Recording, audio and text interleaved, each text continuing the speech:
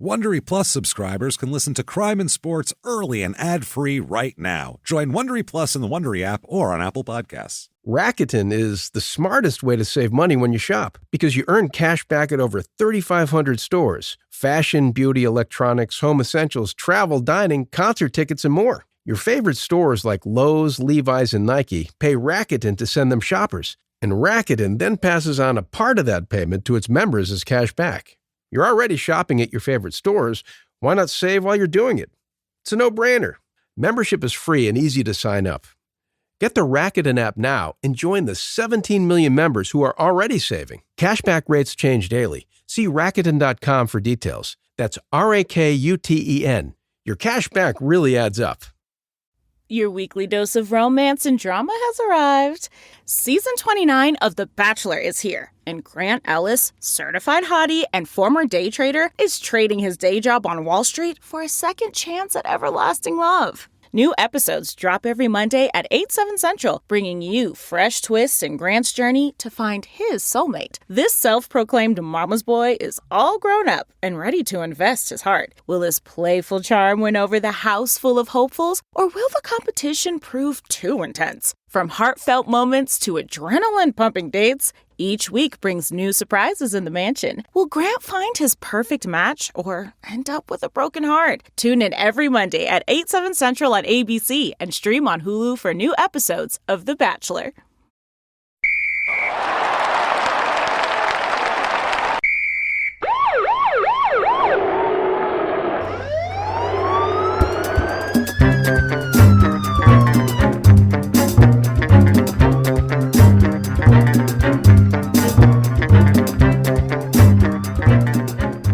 Hello, everybody, and welcome back to Crime and Sports. Yay! Yay, indeed, Jimmy. Yay, indeed. My name is James Pietragallo. I'm here with my co-host. I'm Jimmie Whisman. Thank you so much for joining us today to continue the saga that is Jayson Williams. And we're going to get into some fun stuff today, some very, very crimey stuff, we'll say. Yeah. This guy has a lot of crime going on in his life, as we'll talk about, and a lot of fucked up things happening here.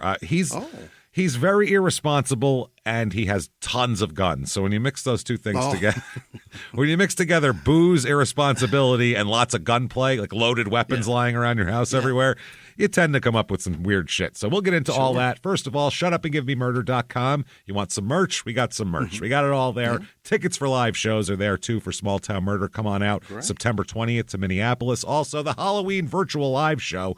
We can't wait for that. We're going to dress up in costumes, make fools of ourselves, and, of course, put on a great show for you where you're in your living room. You don't have to go anywhere. So, a lot of fun. We're going to do all that. Shutupandgivememurder.com. You certainly want Patreon if you don't have it. Oh, yeah. Patreon.com/crime and sports. You're missing out if you don't have it because there's so much shit on there. Anybody $5 or more a month, you get this amazingly huge back catalog of hundreds of, we don't even know how many. There's hundreds and hundreds in there. There's a lot. It's ever expanding. It's been like 4 years of doing, it's a lot. There's a few hundred in there for you. So check those out. New ones every other week as well, which is fun stuff. And this week, what we have for Crime and Sports, it's one Crime and Sports, one Small Town Murder. For Crime and Sports, we're going to talk about this James Pud Galvin is his name. He's the first baseball steroid user in 1889. Now, I don't know if you know about what they made steroids out of in 1889. I don't. It's fucking wild. It's wild. So check that out. We'll talk about kind of performance enhancing as it, like the very cusp of it when it first started, well before the steroid era, 100 years before it. And then for Small Town Murder, we're going to do something that we love to do, old-timey murders again. Dip back into the newspaper archives to come up with some fun stuff because the descriptions of an old newspaper, you can't beat it. So check all that out. That is patreon.com/crimeinsports. And you also get a shout out at the end of the show. Jimmy will fuck your name up. Don't you worry about that. Yeah. So that said, let's get into this with part two. Okay. Now, we left off with Jayson just retiring. And he just got in trouble for pushing a cop. That was his latest fuck up. And by the way, all of his fuck ups I've noticed are alcohol related. All of them. Seems to be so far, yeah. Every single time he's in trouble, it's because he's drunk, and that's the problem. So I feel like alcohol is a big issue with this guy, that he could solve a lot of his problems. Does it help him make bad decisions? I think it does. It's bad decision juice for him. It really is. Let me get a bad decision elixir, if you could. Can I have a terrible decision and mix that with a bad decision? Mix that, please? and can I get some bullets in that possibly? That's, on the rocks. Yeah. How about a shotgun shell? Now, what I did here is I went back and I said for a while, I'm like, I don't want to read his book. I don't want to read his book. I don't want to give him money. But then I found it on Kindle for like $5. And I'm like, you know what? There's some stuff in here I want to find, so I'm giving him the $5, so I feel like an idiot. But then again, I think the $5 to him is probably less advantageous than being made fun of for like 10 hours straight on 3-4 podcasts. So have a beer on us, Jay. Yeah, there you go, Jay. Well, a real cheap beer in a dive bar. So have that. So I went back and looked, and his writing is very funny because he's not a writer, obviously. No. He just says shit. And somebody recorded it and then typed up what he said, obviously. Wow. And it's pretty amusing because it sounds like it's very much in his own words. So here's some things that I wanted to catch up on from the first part. Number one is he has like a few things of NBA players, like this guy's the cheapest, this guy's the this guy's the that. So we're going to talk about a few of those just for fun. But I wanted to start out with the story that was glossed over in part one, which was his mom shooting at his father in the house. Because that's a formative moment, I would say. Sure. When there's gunplay at home between your parents. So I wanted to find out more about that, and I got the story here.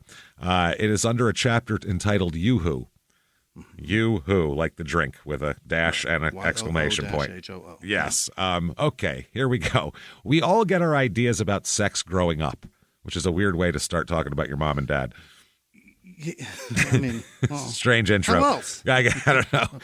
So I guess I can't really talk about sex without mentioning the time my mother found out my father had been cheating on her. I was 12 years old then. After my mom found out about my dad, she waited till he got home when he was in the shower. My mom grew up in Brooklyn and was a little crazy. So when he was in the shower, she took his gun and shot 3 times into the bathroom. Indiscriminate. Wow. No aim. Just fire him. Is there anything more terrifying than being naked and soaking wet in a slippery surface while somebody fires guns at you? You can't run. You can't do anything. What do you do? Soap in your eye. You just drop down flat, I feel like, and try to hide in the tub like it's a fucking tornado's coming or something. So, he didn't get hit? No, he didn't get hit. So she said that... He got soap in his dick, though, I bet you. Oh, he didn't give a fuck about that. His dick was itching later, and he didn't care. It was all dried out. He said she was pissed off about that other girl. My father ran out and pushed her down and ran into the bedroom. And my mom grabbed a butcher knife and then came running after him. Mm-hmm. I was just lying in bed, and my dad came into my room yelling at me, "What are we going to do?" We? No. I said, "You mean, what are you going to do? She's mad at you, Pop, not me." Like, I don't know. I don't want her firing guns at me. Yeah. Why don't you take the... Why don't you go that way and I'll get under the bed? I'll say you went the other way. How about that? That's as much as help as I'm going to give you. I'm trying to take cover, man. Yeah, I don't want to get hit by bullets here. He said my dad climbed out my window.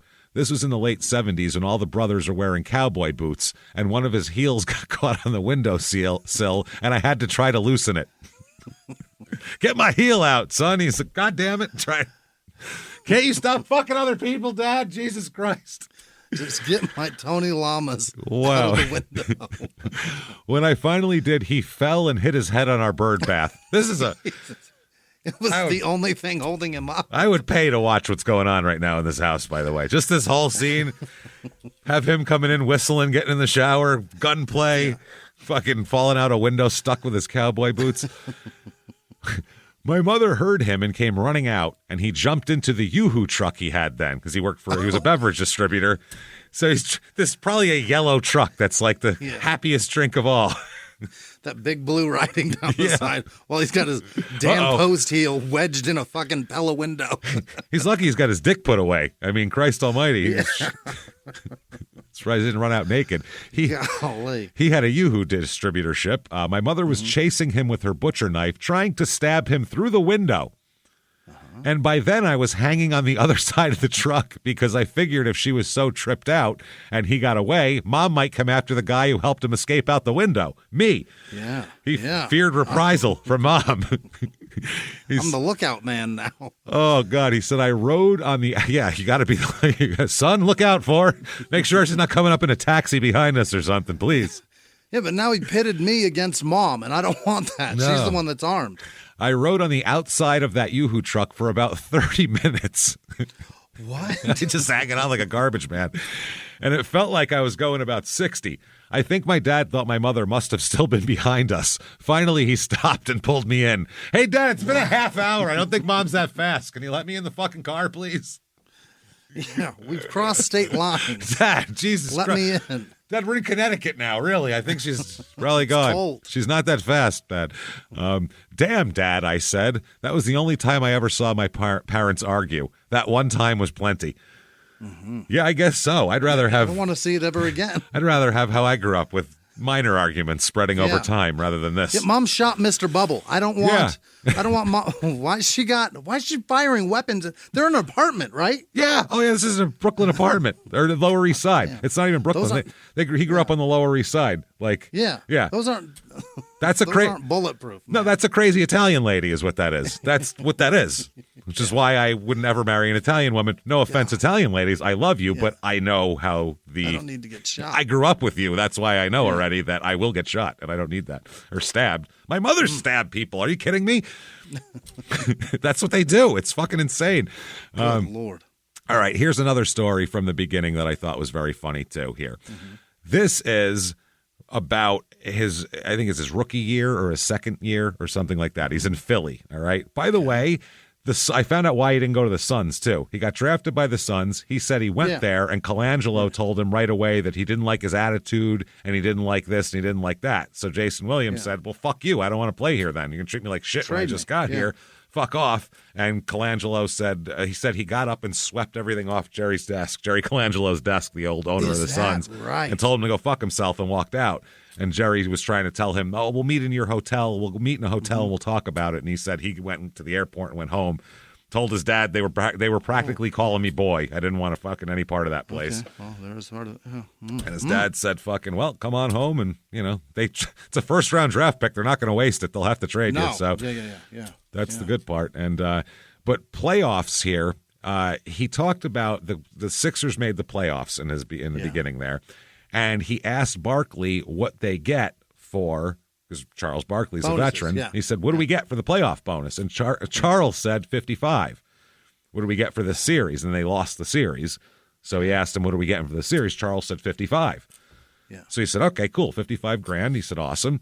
And he says this is how it works when you're a young man with a lot of money and not a lot of sense. Springtime in 1991, and the Sixers are in the playoffs. I might be a dumb bench-warming rookie, but I'm smart enough to see that we're not going to make it very far. So I asked Charles Barkley, my drinking buddy and teammate, how much extra money we'll be earning if we lose in the first round, because I'm thinking about summer vacation. Right. 55, he says. Whoa, I say. Wow. He said, the day we lose, I go down to the neighborhood, and I get 17 kids I grew up with. He's going to go get the whole crew, gather them together, and I tell everybody to go and pack for a week. We're getting out of here. Okay. Oh, no. I hire limousines to pick everyone up in front of their buildings. So this is like... Yeah. Okay, I got the whole first-class section of the airplane. He got Are we calculating what this is costing so far? This is bad. This is so insane. Put it all on $55. Put it all on my American Express. We fly down to Puerto Rico, get 7 suites. 7. Oh, Jesus Christ. This is exponentially growing. This is such a big... it gets worse. Wait till we get back on the plane. It's insane. We all ate like crazy. Oh, it's worse than that. After a week, it's time to come back, and we're all sitting in the first-class cabin again. I noticed that everybody has alcohol. Mm-hmm. Everybody's drinking from those little bottles of liquor they serve on the plane, but I don't see any stewardesses, and these guys are holding bottles by the hundreds. He said they had bags that were like... Yeah. He said bags of bottles is his words. That's fun. Those are two things that hold things. Yeah, bags of bottles. We have bags of bottles. You can't have bottles of bags, though, is the thing. That's much harder to do. It's much easier to do it this way. Bottles of bags and stacks. Yeah, much easier. So I'm thinking, what's going on here? And I asked some of the guys, hey, man, how'd you get all that alcohol already? I didn't see no stewardesses come by. Yeah. And one of my pals says, hey, Jay, check this out. He's like conspiratorial, too, like you're getting away with something. Jay, check this out, man. Would you believe it? Every time we would clean out the refrigerator and leave the hotel to go down to the beach, I mean every time, we'd come back and they'd filled it back up again. Yeah, because you're buying all that. They're happy to sell you as many little bottles of liquor as you want to buy for $14 a piece. Holy shit. He said, we were doing this like 3-4 times a day. I'll fucking strangle you. and storing them up in bags so they had, when they walked, it was rattling. So he goes on, no, with 5 O's, I say. No, please say you didn't, he said. It's like a kid grabbing a candy bar out of there every time we come in the room. Every time, but all the booze instead. All of it. All of it. My God. But sure enough, they did. They had been cleaning out the fridge 3 times a day in 7 rooms, including the $300 bottles of champagne. Oh my God. I felt sick. I must have drunk 20 of those bottles on the way back to New York just to try to ease my pain. Just to get his money's worth. Fuck it. Hand them over, assholes. Yeah. I bought them. I bought all these.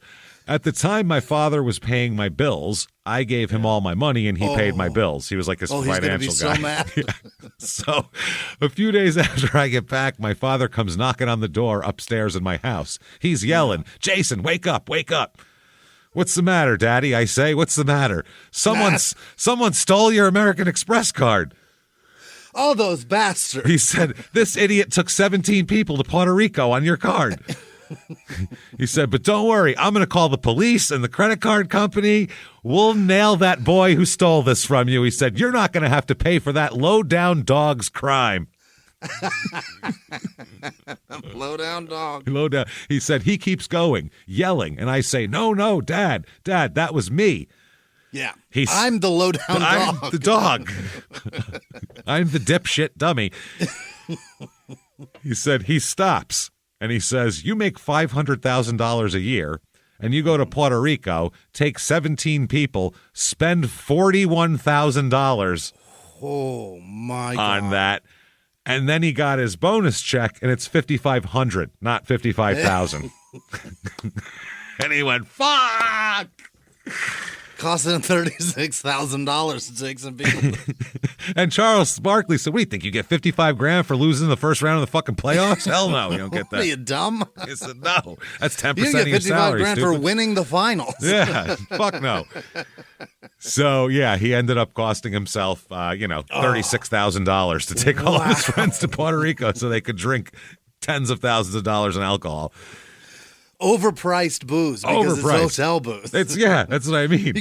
You could have spent $300 at Walgreens and had the same experience in Queens. Oh my God! You could have gallons. You could have bought of this shit. Yeah, he's drinking expensive champagne, everything else. Oh Jesus! He also has an interesting thing on Barkley where he says that he always said he likes Charles Barkley, but he said toward the end of his career, he said he was just getting older. You know what I mean? It's the mid-90s, 96, 97. That Barkley was getting older and he was just losing some of losing some of his game because he's an older guy. You know, he's been playing in the league for over 10 years now. And he said that Barkley would just drink and drink and drink.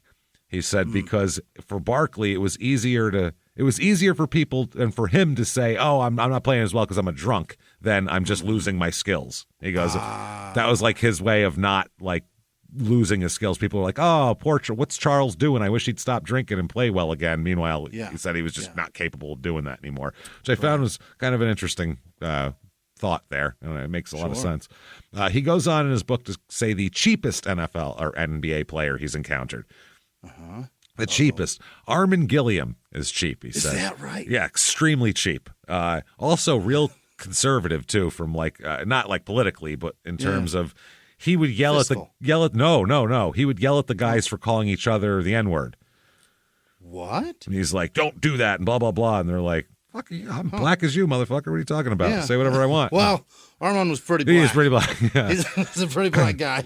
He said Armin Gilliam was frugal. Nah, frugal isn't the word. This boy was damn cheap. He had short arms and deep pockets. He was a special kind of guy. When I played for the Sixers, he lived next door to me in a $400,000 condo, but his lights were never on. So I never believed Armin even had lights. And He used to store food in the snow, especially his cranberry juice. What? What are you doing? Sir, I get cheap, whereas like, oh, I'm going to wait for that to go on sale and stuff like that. But I'll pay for electricity to keep my juice cold. That's I can't wait for winter so that I can shut off the fridge. That's a special kind of cheap. That's a different kind of cheap, bro. That's like I could picture like some of my older relatives that are immigrants doing that. You know what I mean? But not. I can't wait for winter to shut off the fridge. That is a fucking wild thing to say. I've never heard of anyone born in America living like that. You know what I mean? Like I said, my foreigner relatives, I get it, but not. You're from here. What are you doing? To stick his cranberry juice in the snow. In the snow. He said it was always in the snow. I guess he was saving on the cost of a refrigerator. Yeah, you unplug it. What do you think a fridge costs you in electricity all year? It says it on the sticker when you buy it. It's like $180 a year. And he's living in a $400,000 condo, which in the mid-'90s is a very expensive. That's a beautiful condo. Luxury, luxury as you get condo. Yeah. Like, that's really nice. That thing looks like Weekend at Bernie's condo. Oh, it's beautiful. Fucking gorgeous. So, wow. He shuts off his fridge. He said, I can still see that big 5-gallon bottle of cranberry juice, which means he was buying it like at Costco, too. He's even cheap like that. Yeah. He's buying in bulk. 5 gallons. That's what you put on a water cooler. 5 gallons, That's what a big gas can. I have a gas can that's 5 gallons. It's huge. I don't know how much cranberry juice. You know the jugs that you get delivered of water? Yeah, that's 5 gallons. Yeah, that's a lot of fucking water. Get cranberry juice that big jammed in the snow. In the snow. Maybe it didn't fit in his fridge. Maybe that was the problem. That makes sense. Shit. That makes more sense. Unless it takes out the shelves. Yeah, they'd have to. Just make it it's my juice fridge. He said, and then one day he had company because I heard people over there, and I go outside and look, and I see he does have lights. They're on. That's great. Yeah. Just uses them like the fine china when company comes over. It gets better. It gets better. Oh, my God. He said, and then I trip over something, and I see Armin's whole apartment going dark. No. I had tripped over an extension cord that he had run under my patio and was stealing my lights. He was stealing. He makes millions of dollars. He's stealing.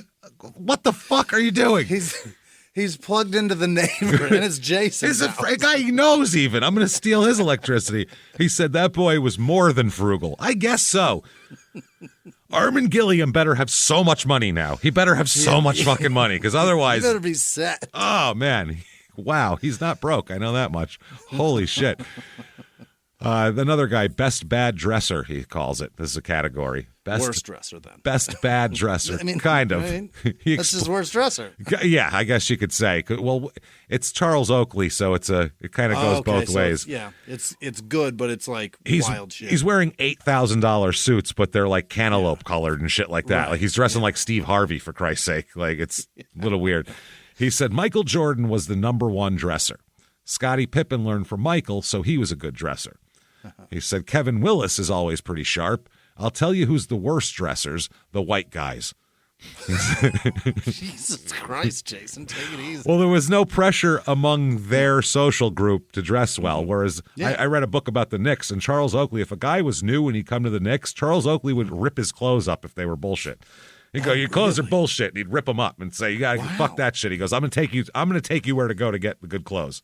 Wow. Like you'd have to dress a certain way or he'd break your fucking balls. So he said they invented the grunge look about 15 years ago. Guys like John Koncak, who's maybe one of the worst contracts in NBA history, John Koncak. He'd be making $3 million a year back then, and he'd step off the team plane like he just got off the surfboard. He said the sharpest dresser and the worst dresser are the same person, Charles Oakley. Really? He dressed like a pimp's fantasy, basically. Fascinating. He said he's got nice suits, but they're always purple and yellow and stuff. Yeah.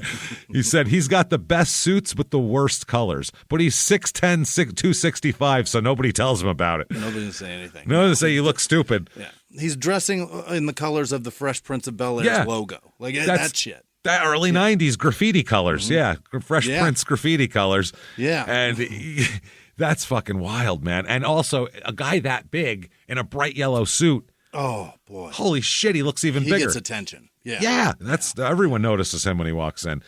Here's one that I found very funny because you hear very little about him personally, and that's Hakeem Olajuwon.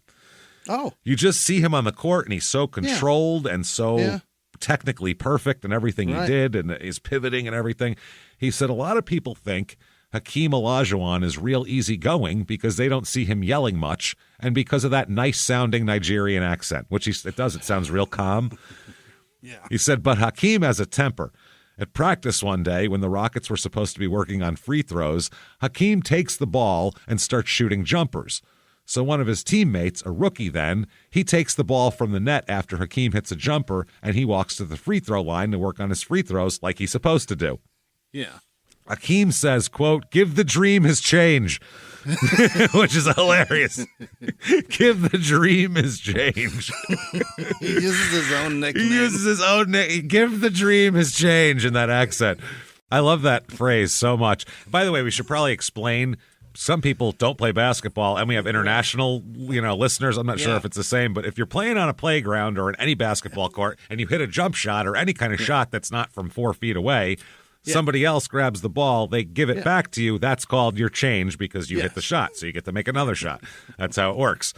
So, and that's internet. I mean, shooting. As long as you keep making it, you keep shooting. You keep shooting. You keep give me my change, motherfucker. And people say that it's just a known thing. Or people say change and they give it back to you. So but dude, the rookie says, we're supposed to be working on free throws. Okay. Hakeem walks over to him and slaps him across the face. Whop. He said, you don't do that. You must always give the dream back his change. You don't do that. He said, so yeah, Dream does have a temper a little bit. Yeah. I would say here. Sing me a song, Hakeem. Holy shit. And then here's another little story about married guys. Oh. He said, you want to know the quick way to figure out who's married in this league? Look at the old timers. He said, those old horses who've been playing 20 years aren't all playing because they love the game or they need the money. They're doing it because they got a wife that they don't want to money. be away. No, he said some of them are playing because they don't know how to be home with the wife and kids. They don't want to. No. They don't want to be a dad. They want to be an NBA. They want to be an NBA. It's much more fun. It's much more fun. Plus, it's a very common thing in sports is when a player retires within a year, they get divorced because these people have never been with each other for the whole year. Yeah. Usually they're used to being apart for 6 months a year. Yeah. Fuck, I don't like this person. He said they. Oh, my God, your hair is a mess sometimes. Fuck, yeah. You never stop bitching, do you? Just always. Yeah. For the past 5 years, I've never smelled you poop. This is a nightmare. It's a lot. You shit a lot. You do this a lot. Is it a medical problem? You should probably go to the doctor or something because it is We have health insurance, for Christ's sake. It's wild, man. I mean, it is a lot. I don't think 5 times a day is, I think that's too much. I'm going to be honest. Medically, not from my standpoint, from medical standpoint. He said they've never been home. So how can they retire? They don't know how to bring a kid to school in the morning. They don't know how to cook breakfast. They don't know how to be a house husband. I've seen some of these guys retire and they stay home for the first time and they watch their little boy or their little girl and they say, oh man, that's Damien. That's a devil child. That ain't my kid. It's Damien. Kids are hard. Fuck.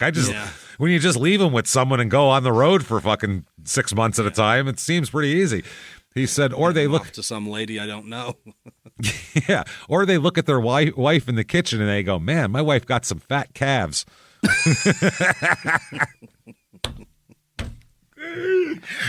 That is fucking ridiculous. In the 1980s, a rosé swept the country. Hey, Mike, I really like this White Zinfandel. Well, good. Now put it down. We're going to try another one. White Zin became America's top-selling wine. But most don't know that this sweet drink has a sour history.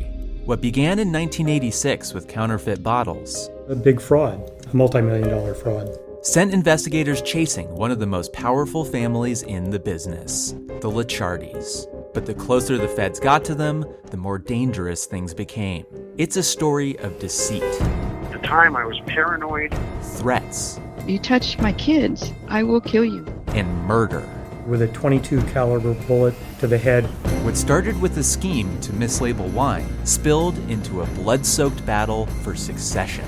Welcome to Bloodvines. You can binge listen to Bloodvines exclusively and ad-free on Wondery Plus. Join Wondery Plus in the Wondery app, Apple Podcasts, or Spotify. He was hip-hop's biggest mogul, the man who redefined fame, fortune, and the music industry. The first male rapper to be honored on the Hollywood Walk of Fame, Sean Diddy Combs. Diddy built an empire and lived a life most people only dream about. Everybody know ain't no party like a Diddy party, so. Yeah, that's what's up. But just as quickly as his empire rose, it came crashing down. Today I'm announcing the unsealing of a 3-count indictment, charging Sean Combs with racketeering conspiracy, sex trafficking, interstate transportation for prostitution. I was up. I hit rock bottom, but I made no excuses. I'm disgusted. I'm so sorry. Until you're wearing an orange jumpsuit, it's not real. Now it's real. From his meteoric rise to his shocking fall from grace, from law and crime, this is the rise and fall of Diddy. Listen to the rise and fall of Diddy exclusively with Wondery Plus. He said, old horses like that, they have some learning ahead of them. My wife got some fat calves. And then finally, a very funny story here. The next part, I'll have more stories from the book, but that fit into the timeline. But here's another story. This is about Benoit Benjamin, or Benoit Benjamin, as he's more... as he's more well known here. He says one of the nicest places to play in the league is Los Angeles. You got the nice arena and all the movie stars sitting courtside and plenty to do after the game. Yeah, it's a great place to be rich and famous. Like LA. Yeah. A good place to be rich and famous. It's been known slightly as that for a while now, you know what I mean? Right. He said also the Lakers have the prettiest cheerleaders in the league, but you can still get in trouble there. One day, when the Nets were in L.A. to play the Lakers, I had to go to Western Union, and Benoit Benjamin says, I'll drive you there. He put me in his Porsche, and he drove me all around this neighborhood, this ritzy neighborhood. He told me it was called the Black Beverly Hills. Benoit was with the Nets, but he had played for in Los Angeles for a lot of years before that for the Lakers and the Clippers. He had some big money. He's got his Porsche, and he's showing me that it can go 60 miles an hour in first gear. I don't think it's supposed to, by the way. Probably should. I mean, yeah, it's in the red, but, you know. It's 8,000 RPMs. It's going, do it. Right? Yeah. He said it's about 3 o'clock, and kids are coming out of school, and Benoit's going about 90 miles an hour. It's only second gear, babe. Yeah, he barely got out of first. What do you want? He says, and he kind of misses a stop sign. I don't know how you kind of miss a stop sign. You either stop or you don't. He said, well, he's telling me about life in Los Angeles. Man, I'm large, he's telling me. I played with the Clippers here. I played with the Lakers out here. They love me out here. Everybody knows my name. He says, as soon as he says that, whoop, whoop, whoop, whoop, police pull us over. They found the only two dudes in L.A. that don't know him. Damn it. Well, no, they know him. He said, I say, oh, hell, we in trouble. Benoit says, don't worry about it, partner. I'm large. Mm-hmm. Cop comes over, says license registration. Benoit says, don't you know who I am? Cop says, yes, I do, sir. License and registration. But so Benoit says, what did I do then? Cop says, there was a stop sign back there. Benoit says, well, I slowed down. Which, by the way, it does not say a slow sign. Go a little slower through the sign. That's not what it says at all. It's a little wordy for a sign. You know what I mean? Yeah. He says, well, I slowed down. The cop says, but the sign says stop. Right. Benoit says, yeah, but I slowed down. And the cop says, sir, the sign says stop. Benoit says, stop, slow down. It's all the same stuff, partner. How casual. What? That's when you're very wealthy. It's all the same stuff, partner. Fuck it. I don't care. Give me a ticket. That's wild. A cavalier approach wow. to four-way stops. It really is. I think Benoit ended up playing for the Cavaliers, too, on purpose, I think, maybe. It's very cavalier. He says, and the cop takes out his blackjack and starts hitting Benoit over the head with it. The leather blackjack, and says, now do you want me to stop or do you want me to slow down? I don't think that happened, but I don't that's either. A great story. But I love the story. I hope there wasn't a cop beating a fucking wealthy man because he blew a stop sign. And then being funny about it. And then being funny. Now, how's that feel? Oh, and Benoit laughing like, oh, okay, I get it, as he rubs the sore spot on his head. Oh, you're right. I want you to stop. You're right. Oh, Christ, man. So back into the timeline here. December 28th, 2001, Jayson is in trouble with his old team, the New Jersey Nets. Coach Byron Scott is not happy with him at all at this point. Why not? Well, apparently, Jayson Williams was an analyst for NBC at this point. And he said during halftime of the New York-Toronto game that Byron Scott used to offer his players $50 to take out Karl Malone. You can't. Why would you do that? Which is, there's tons of bounties. Not $50. And you don't disclose them. No, that's the thing. Yeah, that happened in New Orleans, and it was literally a federal case they made out of it. It was a big fucking deal. You can't do that. But this is like in basketball forever. Like in the ABA in the late 60s, they would offer guys $50. First guy who punches so-and-so gets $50. Shit like that. But those guys are making $8,000 a year. Yeah. You know, these people are making $8 million. I don't think $50 is much here. He said to take out Karl Malone. By the way, he says in his book about Karl Malone, too, that he's the biggest whiner. He's the biggest baby. He said as soon as you get to Utah, all the fans are like, don't touch Malone. You leave Karl Malone alone. Just leave him alone. He's like, he's the biggest, most muscular guy in the fucking world. And he's like, they're so afraid I'm going to hurt him. It's ridiculous. And he said he acts like a little bitch, too, a lot, Karl Malone. I believe it. Yeah, I believe that, too. You can listen to the Patreon episode on him. Karl likes him a little young, as we'll put it. So, let's see. A little? A lot young. Karl likes them not in high school yet, apparently, based on his impregnation history. Karl liked at least one around the same age as a baby. As a very, very young girl. So, Nets forward Kenyon Martin was suspended for one game and fined $7,500 for a flagrant foul against Malone on that game.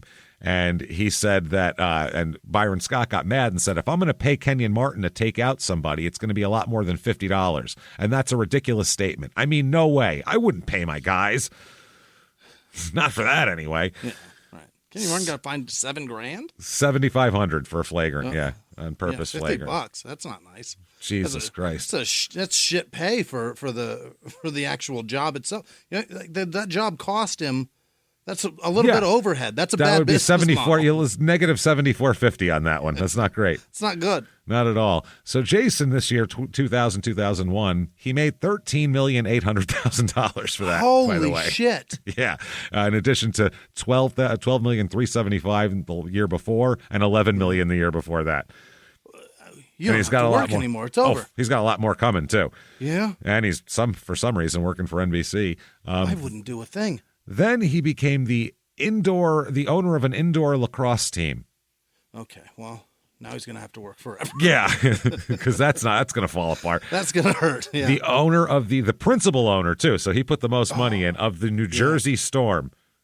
Really? They got a professional lacrosse team. Field hockey, that's lacrosse, right? They're different, but yeah, that's the male field hockey, I guess you could call it. It's kind of a similar thing here. And he's the chief executive, the CEO of this company. He put the money. He put the money up apparently. So yeah. Boy, oh boy. He's trying. It operated for 2 seasons. This thing. So he had 2 seasons here. 2002, 2003, and maybe that's all it was, too, for him. Yeah, maybe, someone might have advised him that he could use a loss. You know what I mean? Yeah. You need something to dump some money in. Yeah, why not? People at least got some work out of it. Yeah, sure. Better than pissing it away. Before the team moved to Anaheim and became the Anaheim Storm, they went out of business before the 2006 season. So he owned it for a few years. So that's a good amount of money to lose. Not bad. February 15th, 2002. Jayson's at his house. By the way, Jayson's property is enormous. It's 65 acres. He says his house is 30,000 square feet. And I've seen it. It's obscene. It's it's absolutely obscene, this fucking house. Is it 30,000? It might be. It might be. Yeah. It looks like it could be like remember the old pictures of Evander Holyfield's house he bought for some reason? Yeah. That's like rotting away now. Right. It's like that. It's similar size. It's got just so many buildings. Like they're all attached, but it looks like a city. It looks like it's got the giant ranch entryway thing. Mm-hmm. It's just ridiculous. And he's got shooting ranges, basketball courts, crazy. It's so much stuff going on. So his house is like its own little thing here. Now, he is at his house one night, and he said that in his bedroom here during a gathering in his home that included 4 Harlem Globetrotters, by the way, in the mix here. He's also got Costas Christofi, who is his limo driver as well. Oh. Uh-huh. And somehow in this whole mix, Costas ends up being shot in the chest. With a shotgun. Yeah. Like indoor, close range, not, by accident outside or anything like that. They said his death was considered suspicious and suicide has been ruled out. Yeah. Yeah. You don't shoot it in the chest. With a shotgun. Especially then it would be contact wound. Yeah. It would be, said so far, except to say the Harlem Globetrotters are not likely to be involved in any illegal activity. No suspects have been identified. They said, the cop said, we know it's not suicide. Somebody had to fire that weapon that resulted in this man's death. Who it was and how it happened is what we're investigating. They believe the weapon's a 12-gauge shotgun. No one else is injured, and no reports of missing or damaged property or anything. Jayson Williams had hired Christofi to bring friends from a Harlem Globetrotters game Wednesday night in Bethlehem, Pennsylvania, to dinner at a place called Mountain View Chalet, which is apparently a upscale restaurant on Route 173, and then to the Williams estate. So Jason's taking the Globetrotters out for a night on the town. Showing them. Yeah, they're really globetrotting. This is what happens when you have another $70 million coming to you and nothing to do. You start entertaining half of basketball teams. Is his name Merriweather? What was the guy's name? Costas? No, the famous Globetrotter. Oh. That was probably on the team at that point, right? Jesus, I don't remember. I don't know Globetrotters from that time. Really? Well, I mean, it was... Well, I guess it probably wasn't that much. No, the 80s guys are probably all gone, right? Yeah, they got to be gone. Yeah, I only know the 80s guys that we grew up with watching, and then like the guys who played for the Globetrotters, like Wilt Chamberlain played for a year, and Connie Hawkins played for a bit and shit like that. The ones that they animated and ran around with Scooby-Doo, those are the ones. I think that one of them was Merriweather. That sounds right. Yeah, that sounds right. That did the which show is that where somebody was adopted by the Globetrotters? What fucking show is that? Is that the fucking... Oh, it was American Dad. It was a cartoon. Oh. Never mind. Okay. Stan got adopted by the Globetrotters when he was a kid or some shit. That'd be great. He loved it. And then they made him go. They made him go back to his parents, and he was very sad. So they said 3 Mountain View Chalet restaurant employees declined to say whether Williams was a guest there Wednesday night. Wow, he must spend a lot of money in that joint. Well, or just be 6'10", be the only guy that's 6'10" in there. This is a death investigation, and they're like, we won't say whether he was here or not. Like, oh yeah? Wow, how much money does he spend? So at 2:54 a.m. Thursday, someone called 911 from Williams' home about the shooting. The unidentified caller reported it as a suicide. So at first they weren't like, hey, we had an accident, blah, blah, blah. They said this guy killed himself. Police found Christofi in Williams' bedroom with the shotgun wound to the chest. He was pronounced dead in the 30,000 square foot home at 3:28 a.m. The shotgun believed to be used came from within the home, they say. Okay. Williams, they say, is a commentator for NBC, has shotguns, a skeet shooting range on his 65-acre property. Nobody answered a call to get some commentary from him on this here. I guess there's someone who's his spokesperson said that he couldn't comment about the shooting. So if your spokesperson won't say shit, you're not really probably getting anything out of him here. A Harlem Globetrotters statement released Thursday expressed sympathy for Christofi's family. We feel bad. It didn't identify which players were at the house, but the state said the players will willfully cooperate with law enforcement. From what we've learned, 4 of our players were guests of Mr. Williams for dinner after our game in Bethlehem last night. 2 of the players were longtime friends and teammate of Jayson Williams when they played together with the Nets. Our understanding is that our players are safe and none of the Globetrotters were involved in the tragedy. In other words, wiping it clean, not about us. Focus shifts to that guy. Have a good one. By the way, we got a game in fucking Port Chester tomorrow, in case you're interested. These are real silly gags to pull, so let's not. One guy, he always puts it in his shirt. If you're looking for the ball, it's always in his shirt. It's in the back. It's in the front. He Wait moves for that around. bucket of confetti that they think is that's the best. Some poor ref is going to go, oh, no, and then boom, there it is. Just confetti. No, that's all it is, just confetti. And then he's going to be very angry, but not call a foul or anything. Don't worry. He's going to point his finger. Harlem Globetrotters Chris Morris, I remember Chris Morris, was Williams' teammate with New Jersey from 1992 to 1995, but it was not known if it was him at the house here. Christoffi's family had no comment. Investigators with the Hunterdon County Prosecutor's Office and the New Jersey State Police were working to piece together a timeline of the events that occurred that night. The group likely arrived at Williams' home no later than 2 a.m. So within an hour, you're shooting people? Wow. Within an hour, a man got so depressed. He was just so down. In the middle of his workday, too. He's still at work. Got real down. He's still wearing a suit. Man, they said there was no evidence of a party. Adding toxicology reports will determine if any drugs or alcohol were in Christoffi's bloodstream when he died. Those tests could take 4 to 6 weeks. Williams' last involvement with police occurred when he obviously shoved a police officer. That's the last we talked about that. They go on to really kiss his ass, too, which is funny in this article. Williams also is known for his generosity, having donated to several Central Jersey charities. That's nice. Last month, he and several other former players, former basketball stars, played in a charity basketball game at Hunterdon Central Regional High School to raise money for sick children. Oh, that's nice. Wow, that's very nice. And since his 1999 retirement, Williams and other local basketball players have been known to frequent the Somerset Valley YMCA as well. So clearly, he's probably innocent here. But then they're saying not so much a couple weeks later when he is charged with manslaughter. Here's what they're looking at here. He surrendered to police and was charged with manslaughter in the shooting. They say that he had to go turn himself in, essentially. They didn't come knock on his door and grab him or anything. Because he's going to try and... I mean, if a man is dead at your property and you've got filed charges, what else are you going to do? Well, that's what it is. Go? You got to go talk about it. Hide out in your property? Yeah. So he said, according to this complaint here, they say that Williams was the only person near Christoffi when the gun went off.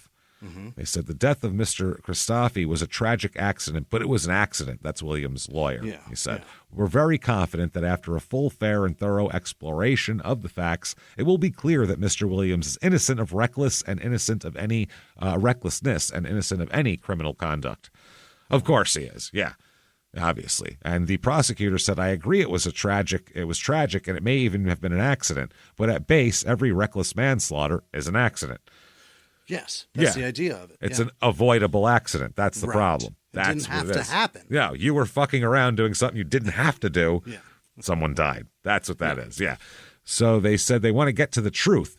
The prosecutor said that it was initially reported as a suicide, which is why this seemed shady, because they're trying to say he did it himself, but then the medical examiner said it's a homicide.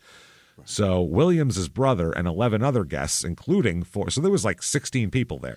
That's too many people. So many people for the middle to be having guns out, man. Hey, check my guns out. What are we doing? Not at 3 a.m. Especially at 3 a.m. Let's see your weed collection. That's what I'd like to see at 3 a.m. Take me to your bar. Spare bed where I'm going to sleep because I should have been in it hours ago. Are there snacks here? That's what I'm concerned with at 3 a.m. What kind of snacks we working with? How can I soak up all this booze we just drank?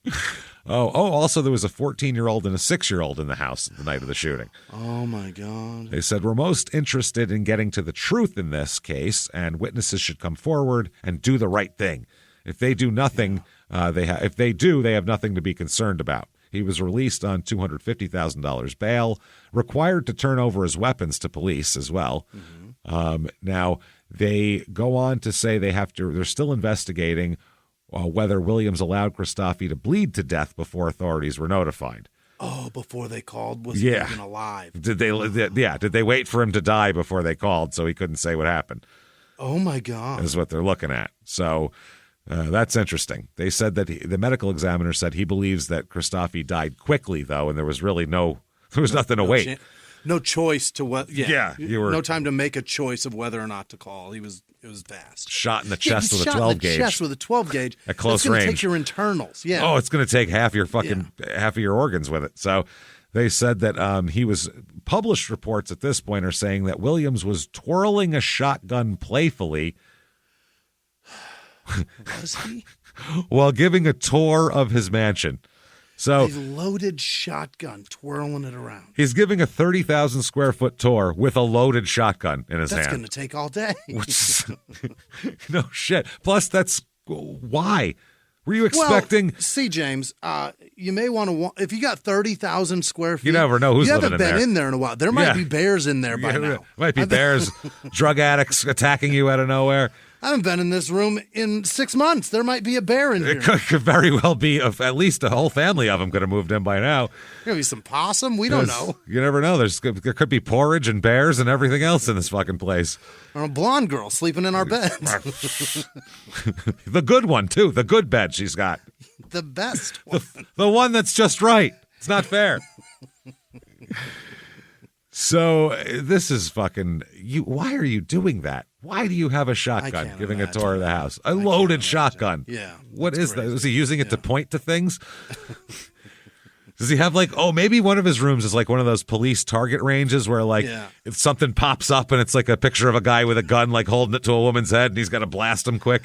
You never know what he's got set up in there. Some of the rooms got things you don't shoot, like a cute bunny rabbit. Yeah, it pops up. It's a little girl with a big lollipop with a bunny rabbit next to her. If you shoot her, you lose points. That's it. Yeah. He's trying to get it down, which with this guy, all the shit he has in this house, that wouldn't surprise me if one of his rooms has that. So at first they denied there was any horseplay as well. Or his side, Jason's side, is denying any horseplay. They said that the authorities were investigating whether Williams had been drinking because you really shouldn't be twirling a loaded shotgun around while drinking. That's also a thing. They said every day we learn more and more on this investigation and we're getting closer to the truth. So Christophe's nephew, Chris Adams, not the wrestler, said that, which is an episode, a very funny one too, back in the 8 years ago from the 30s. Yeah, from the episode in the 30s, somewhere in there, those numbers. He said, Chris Adams, that relatives were relieved that Williams surrendered and was charged as planned. He said now that they've charged him, so that means that they believe he did it. It puts us to ease a little bit that they have a person who shot my uncle. Now justice has to be served. He said that his uncle had overcome burglary convictions and drug addictions to become a drug counselor and then taking a job with the limo company. And he said it's been 15 years since he's been in trouble, so he had a good foundation built on his new life. It took him so long to get straight. Now a careless night out cost him his life. Well, for him, he was working. It wasn't even a night out. Yeah. Jesus Christ. They talk about Williams admitting his past mistakes, and they said he had his 2000 autobiography said a lot of beers and barroom brawls and some scrapes with the law too, and many fights and some yelling matches with coaches and a bunch of headlines. That's what he's saying is inside the book there, which it is too. That's basically it. So they go on to talk all about that.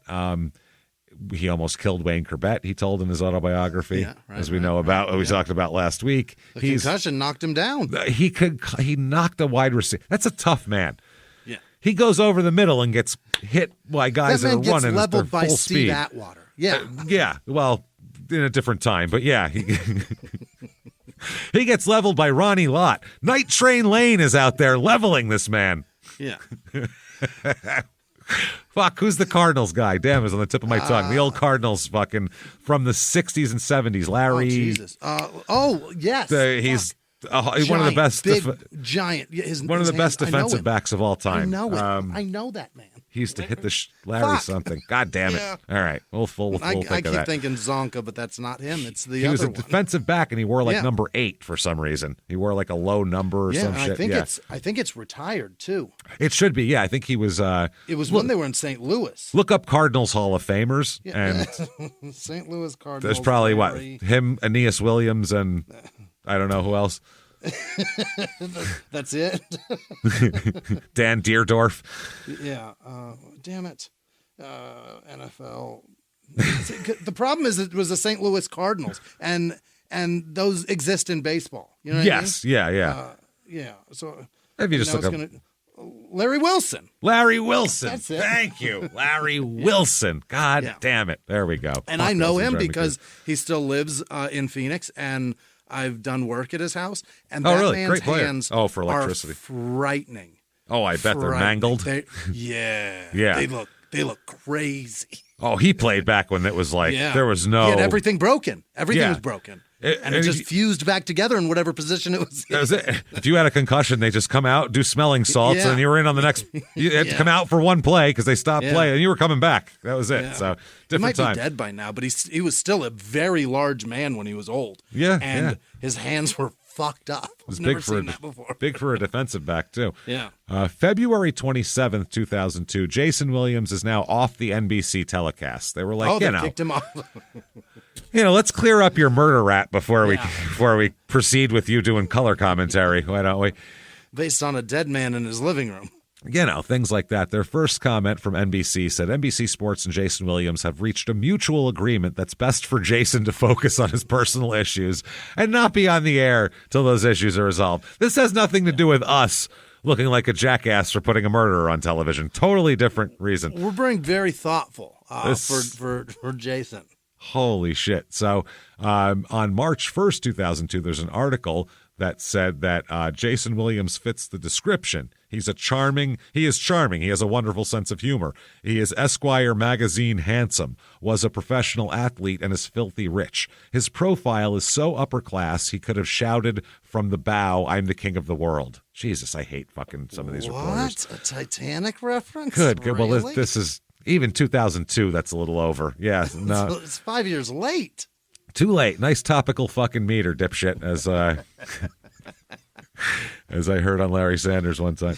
He said, so unfortunately in 1994, they said that Jayson Williams' over-the-top profile, giving him kid gloves treatment I do not suppose you or I would have expected or deserved. Yeah, everybody's turned mad silver on this. Well, he's so wealthy and he does charity work and stuff, so there's no way could be an idiot who almost killed Wayne Corbett.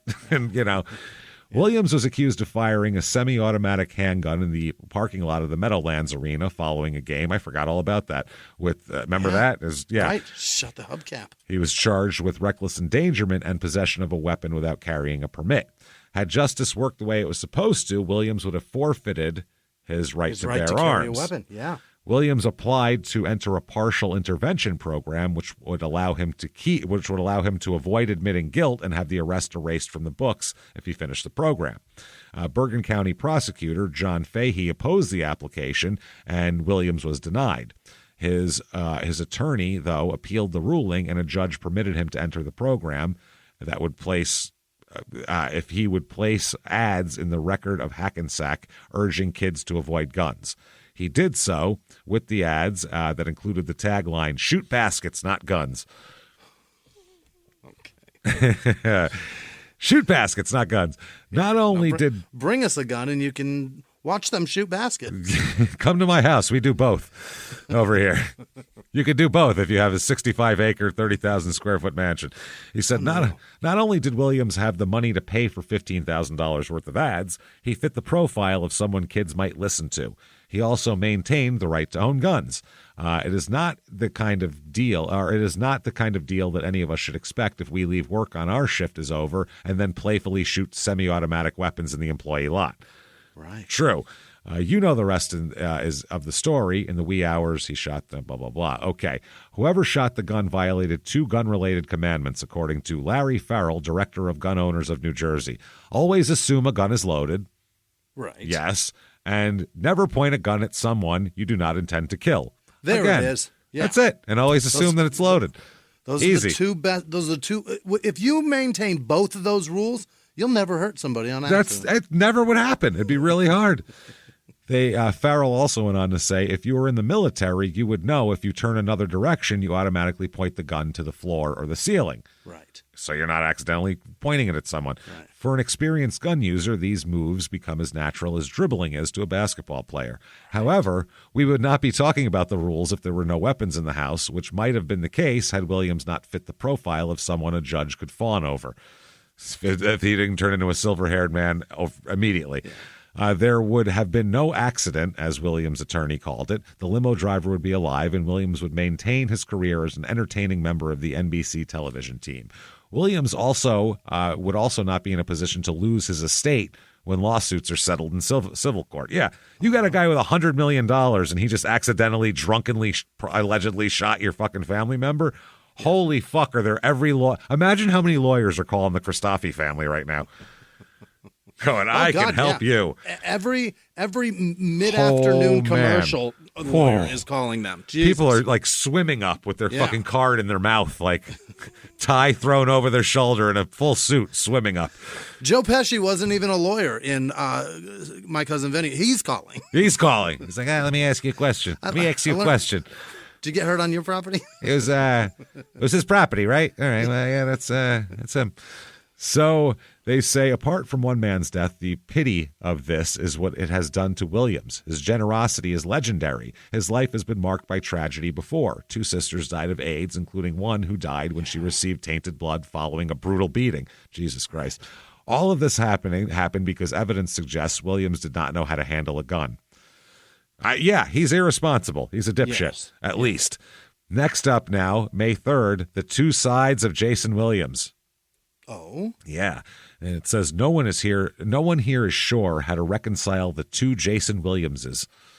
Ooh, William I. The Jason and Hyde. Yeah. There's the fellow who rides a gleaming chrome beast of a motorcycle and walks into a local joint and tells the bartender, I'm buying drinks for the house.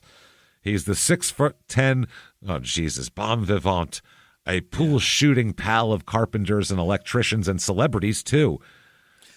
Dude. An alcohol drinking motorcycle rider. Yeah. Out of his fucking mind.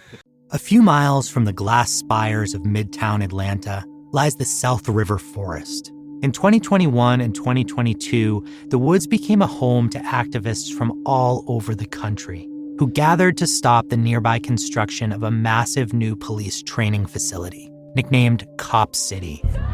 At approximately 9 o'clock this morning, as law enforcement was moving through various sectors of the property, an individual, without warning, shot a Georgia State Patrol trooper.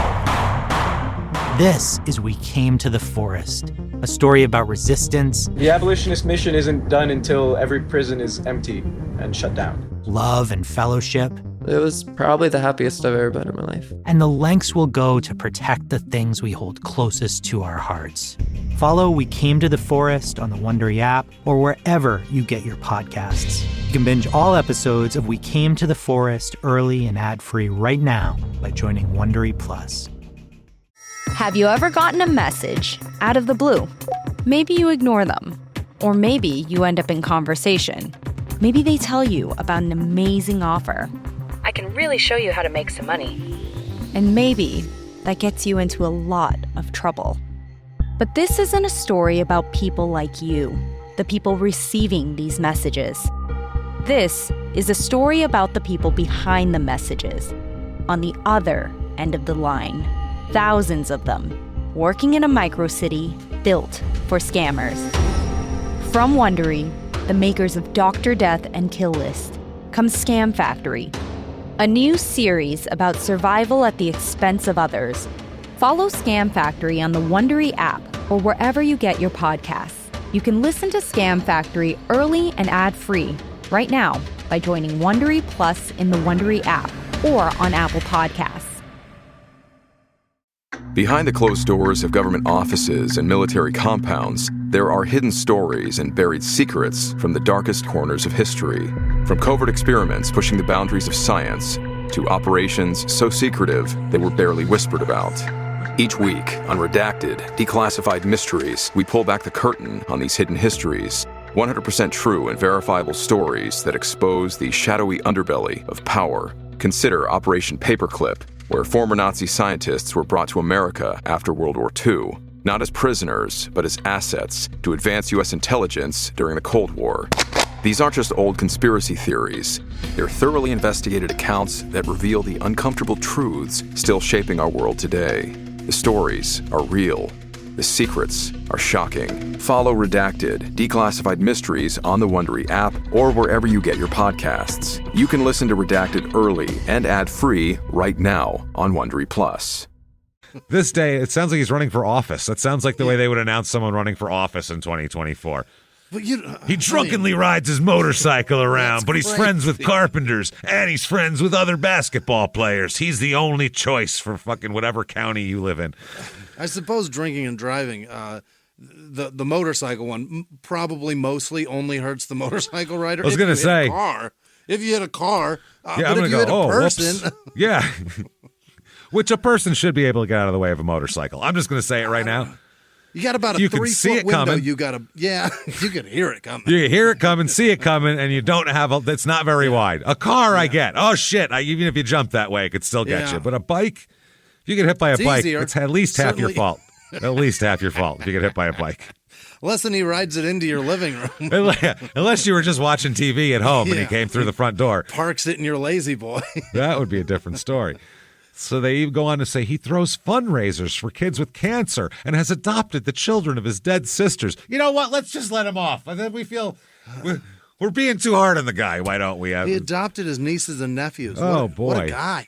A few weeks back, he took an arthritic goat from a local animal shelter and brought it to be cared for in his 38 or 31,000 square foot mansion, a place named Who Knew? Really? He's I can't. Arthritic goats. This article actually, if I said, name the most ridiculous thing they could say, would he kill an arthritic farm animal and bring him to his house? That's the most ridiculous thing I've ever heard. What the fuck? A goat with knuckle pain. An arthritic goat. That's how good of a guy he is. God, Jesus, those don't live that long anyway. No. That poor fucking goat. Fucking his what AIDS. A shit hand to be dealt. AIDS sisters' children. Yeah. Fucking arthritic goats. He'll take everybody in. He doesn't care. Most people don't get multiple AIDS sisters. You know what I mean? It doesn't happen very often. He got more than one. That's crazy. Let's say he got more than his fair share, I think, of AIDS sisters, probably. Someone else is very lucky that none of their sisters have AIDS because Jayson Williams took the extra AIDS sister. What a guy. The other Jayson Williams faces manslaughter charges. He's a retired jock, fond of guns and booze. Well, when he drove his motorcycle into a bar and said, drinks for the house, we knew that then. You were great with it then. Yeah, you were fine with it then. A fellow who threw a party on February 14th, and prosecutors say twirled a loaded shotgun until it went off, and the blast hit his chauffeur full in the chest. The limousine driver died in Williams' bedroom. Jesus Christ, man. By the time he had walked out after his arraignment or his posting his bond, his life had become a cliche, rendered in news accounts as that of another pro athlete with too much money, too much arrogance, and too little judgment. Yeah, I'd say that's about right. Except nothing about Williams' life or this incident tracks quite so neatly. Oh, really? This is a man about whom Sports Illustrated wrote in 1999, wow, more than any other player, Williams makes sure that the face of the NBA has a smile on it. Yeah. He was such a beloved guy. Even prosecutors have noted there's no evidence that Williams intended to hurt anyone that night. Even they're like, hey, he's a good guy. No one even says he was angry.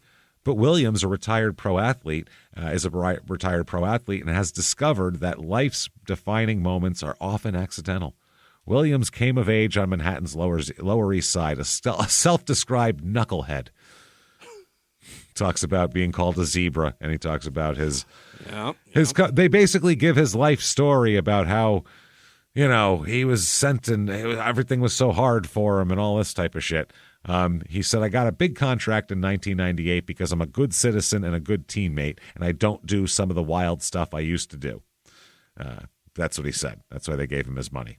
Sure. Yes, he's donated $2.5 million to St. John's, devoted hundreds of hours to AIDS stuff. Unbelievable. He said Williams insisted on giving everyone, Christophe included, a tour of the mansion. Well, lucky him. Great. That's a bad tour, man. Yeah, if you're dead at the end of it, yeah. You get shot in the chest. It's a bad tour. I mean, yeah, you got to bleed out on a nice carpet, but other than that, it's pretty shitty still. Probably imported. Shit. Man, yeah. Oh, what is this? Jesus.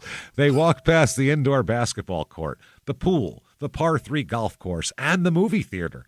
At some time after midnight, as they walked upstairs, Williams playfully twirled a shotgun in his hand. The gun went off, and Christoffi was hit. Prosecutors are still examining whether he was drunk. Williams has remained secluded in his mansion. It's 30,000. This is it's like a whole village. He's secluded in his village. Hold up. Let's not call it that. 65 acres. Yeah. 65 acres and 30,000 square foot house. That's he's roaming. He's got lots of room. It's like saying he's holed up in Central Park. Like he's wandering around. There's a lot of area to wander. Lots of elbow room. Holy shit. His lawyer and agent do not respond for requests to an interview. His friends say he feels terrible. Oh, well, that sucks. Yeah. Oh, he feels terrible. He's praying. He had hoped his home would stand as a symbol of everything that had gone right in his life. Right. So more charges are filed against him after that. This is about a week later after we're talking about that article, saying that now it's saying he wiped his own fingerprints off the shotgun and told guests to tell police it was a suicide. Oh. He wiped it down and was like, I didn't do that shit, right? You guys saw him. He was all sad and shit, right? Wow. People ratted him. They got him. They're not going to. They don't want to be charged with shit. Yeah. That's why. It's that's obstruction. This is your house. Police. Yeah. Your shotgun. Yeah. I don't want any part of this shit.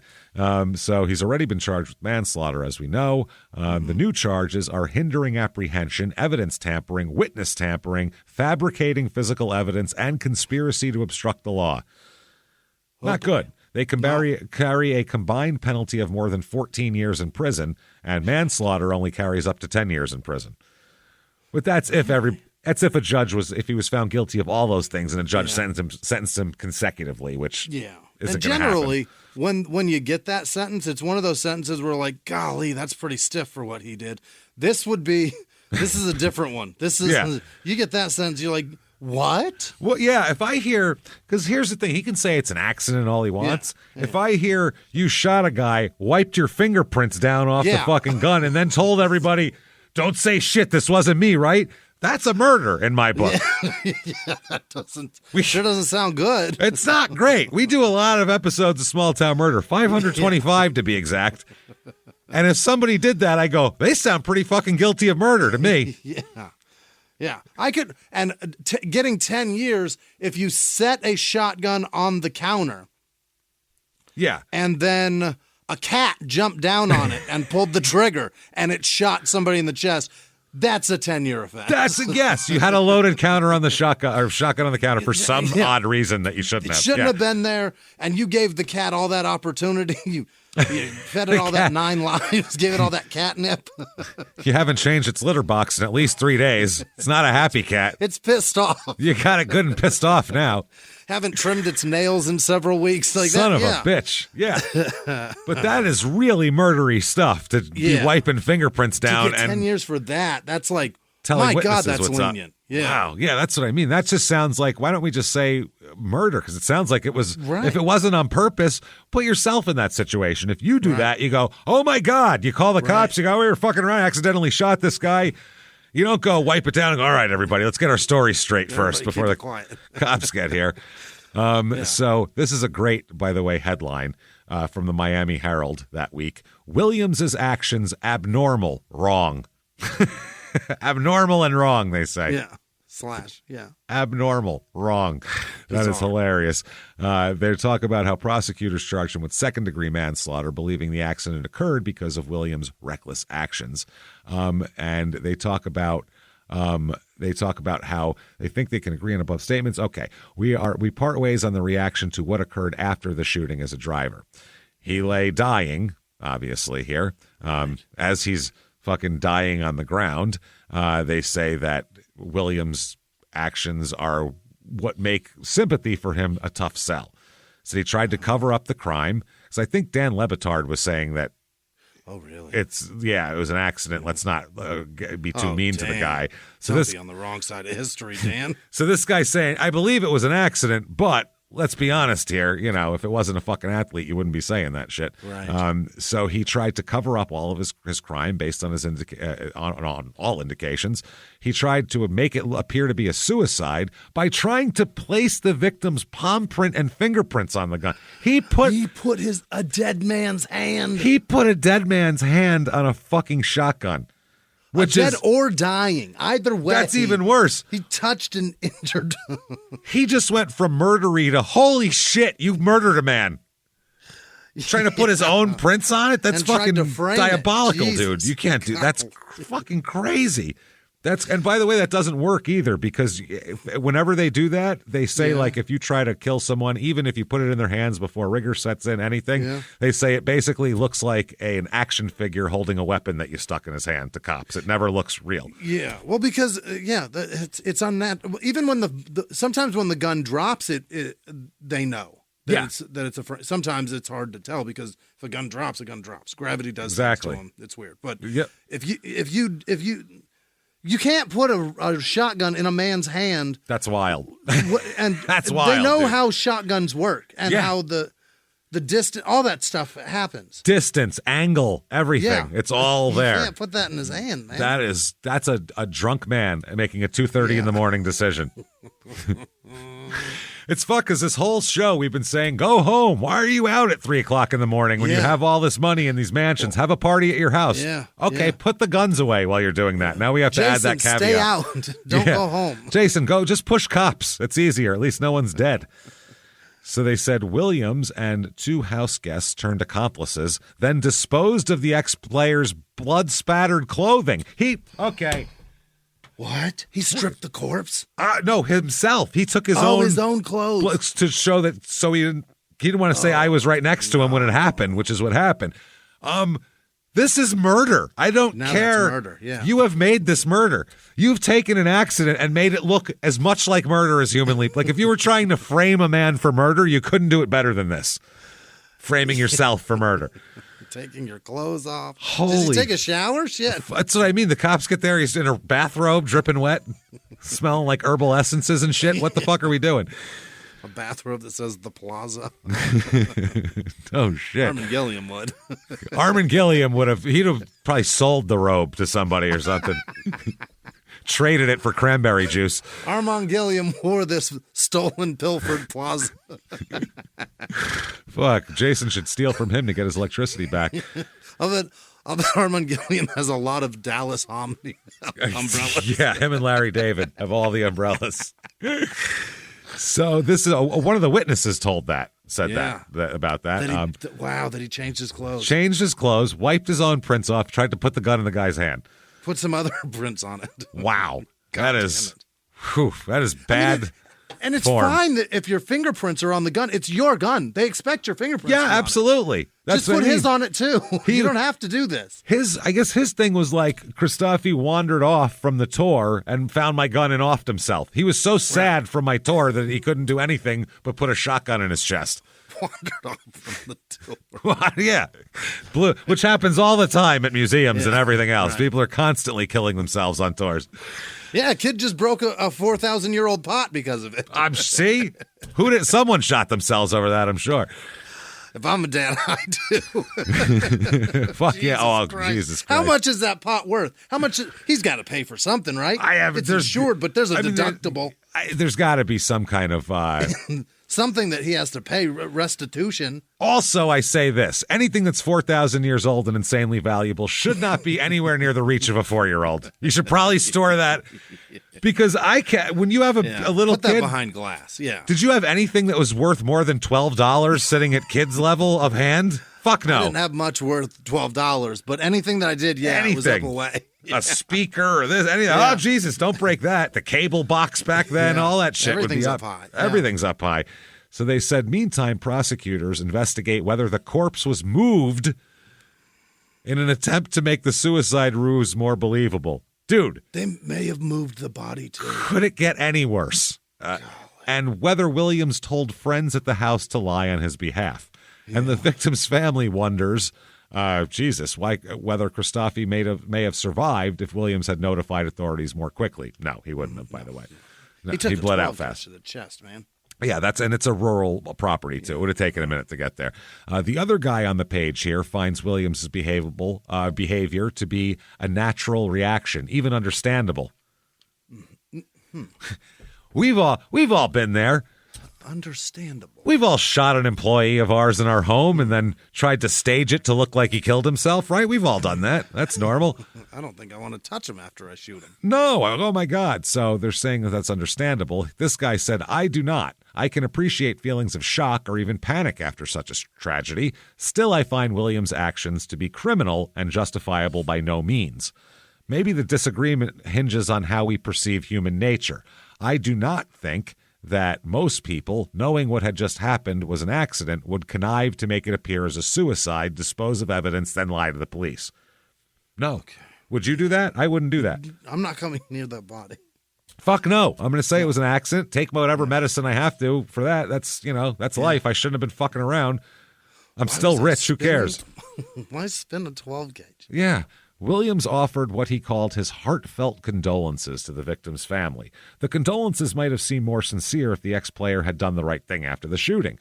Jayson Williams would be a largely sympathetic figure today if his first thoughts and actions showed concern for Kostas Christofi. Instead, the concern was obviously for Jayson Williams.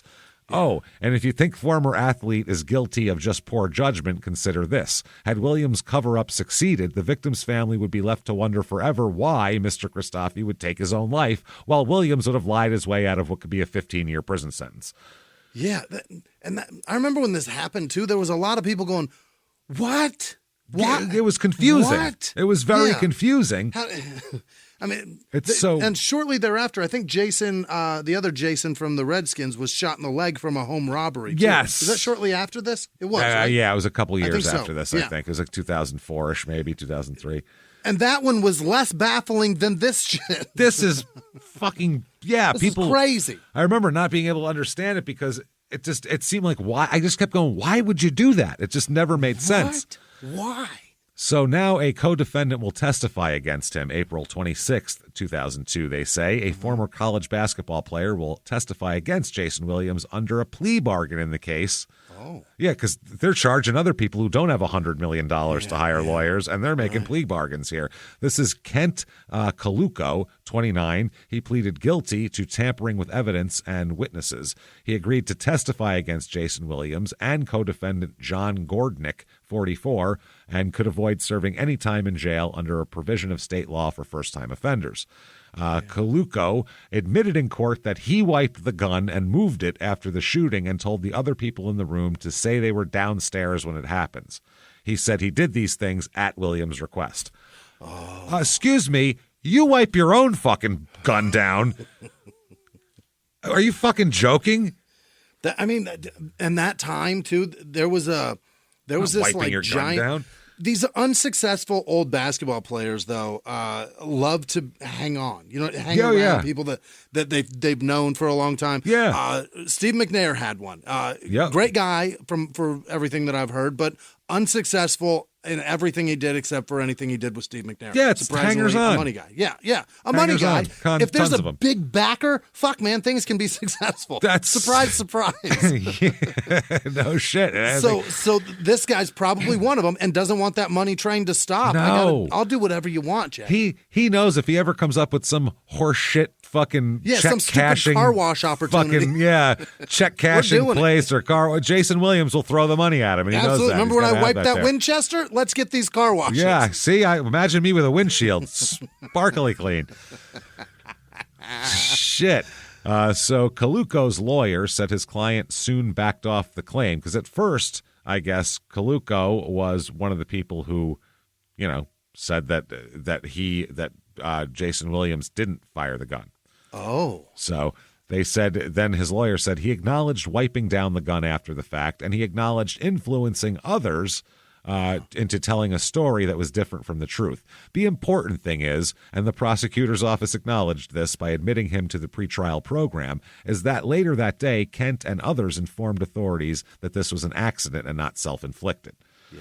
He had played basketball at James Madison, this guy, and he didn't specify in court which witnesses he influenced.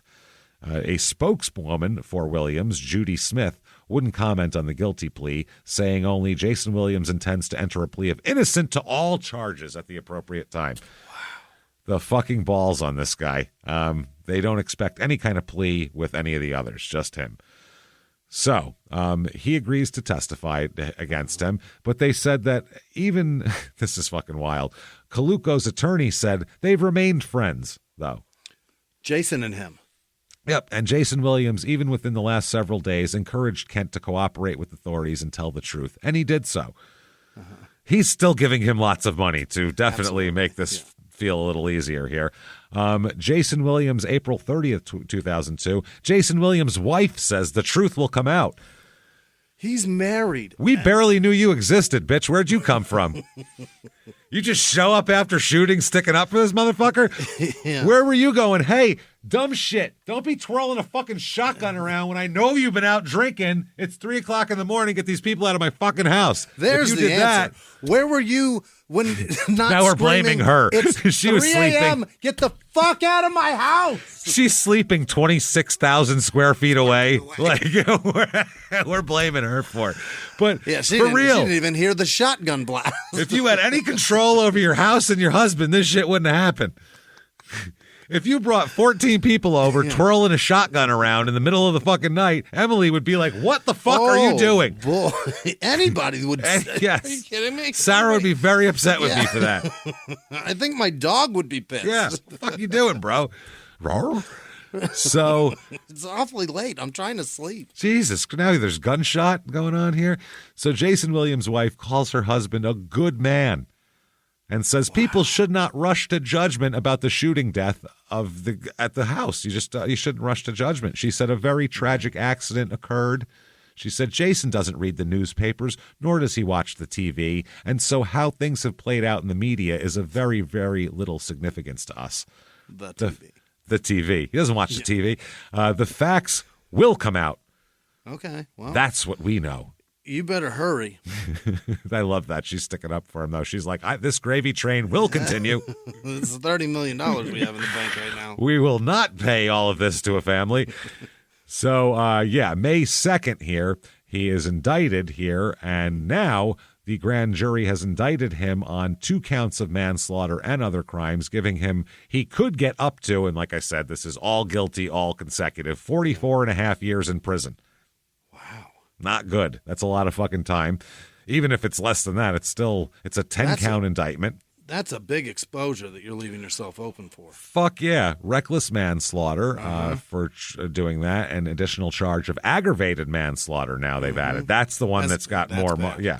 And as a 30-something-year-old man, 44 years is a long time. Even if you're out in 20, that's a long time. Yeah. They said the reckless manslaughter is the 5 to 10 years in prison. Okay. Aggravated manslaughter is 10 to 30. Uh-oh. That's real. That's murder time right there. Yeah. That's real time. The new manslaughter charge was added by the grand jury based on the evidence, and the reckless manslaughter charge was the one that was there to begin with. And the prosecutor said, I told you that the investigation would be continuing, and I did tell you all that if the evidence led to a particular direction, the grand jury would be free to do whatever it wished. Right. So this isn't me charged. This is the grand jury return those charges. Yeah. Said if you point a firearm at or in the direction of someone, whether or not it's loaded, whether or not you know it's loaded, that's aggravated assault, whether or not it even discharges. Yeah, that's a dangerous weapon. Point guns at people. So when the law presumes that weapon is loaded, you fucking better well, too. I would fucking say so. So he's free on bail. They said the indictments we received today is the next step in the criminal process. So Williams, his lawyer, says he's innocent of all criminal conduct again. Christophe's aunt, Dora, who is a principal of a high school, said that she and her nephew were as close as brother and sister. She said, I don't want to rejoice about someone possibly going to jail. This has been a rough time for us. This is just so senseless and tragic for everyone involved. I'm just glad the justice system is doing what it can to see that justice is served. A human life was taken so senselessly. So he said whether it was an accident or not, it could have been avoided. There are consequences when people act without thinking. Okay. Lawyer now says a kook threatened witness in Jayson Williams' case. A kook is the headline. Yeah. Yes, a telephone threat made to a friend of Jayson Williams who agreed to testify in the trial was the work of a kook, the man's attorney said. Said it wasn't even my guy. Mm-hmm. This is Kent Colucco again. Told a Virginia newspaper that he had received a threatening phone call from someone who told him a delivery was on the way to his home. We got some cheese for a rat, is what they said. We're going to come over and mess you up.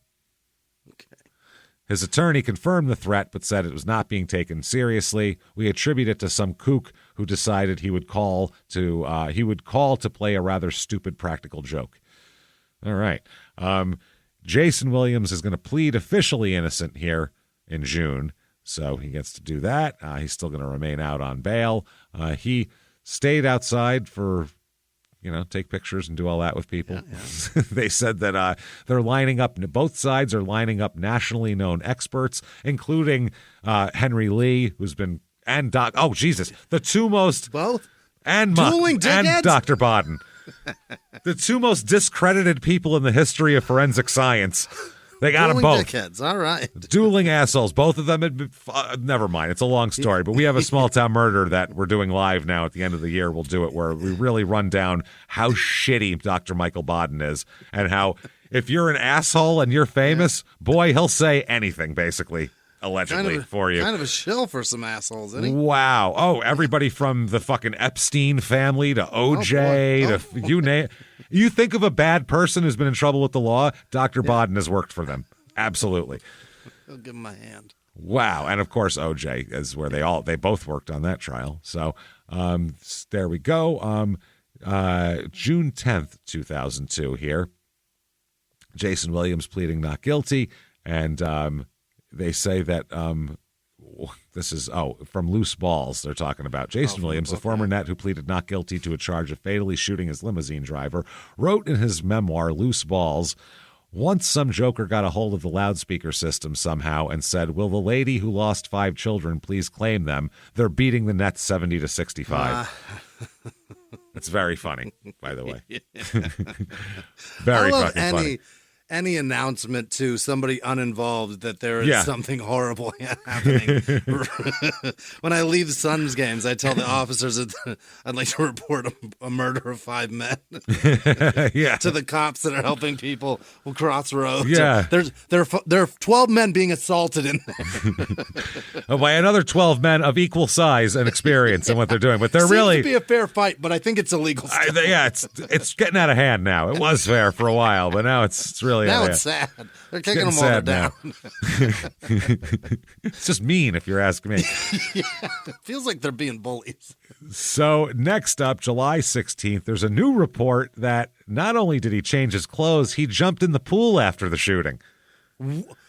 Wow. Yeah, that is covering up murder stuff. He put on another pair of clothes and then just tried to get some blood spatter off just in case. Good. Maybe it's in my ears. I'm sure I have some piece of his fucking lung in my hair, probably. There's some viscera in the curvature of my ear.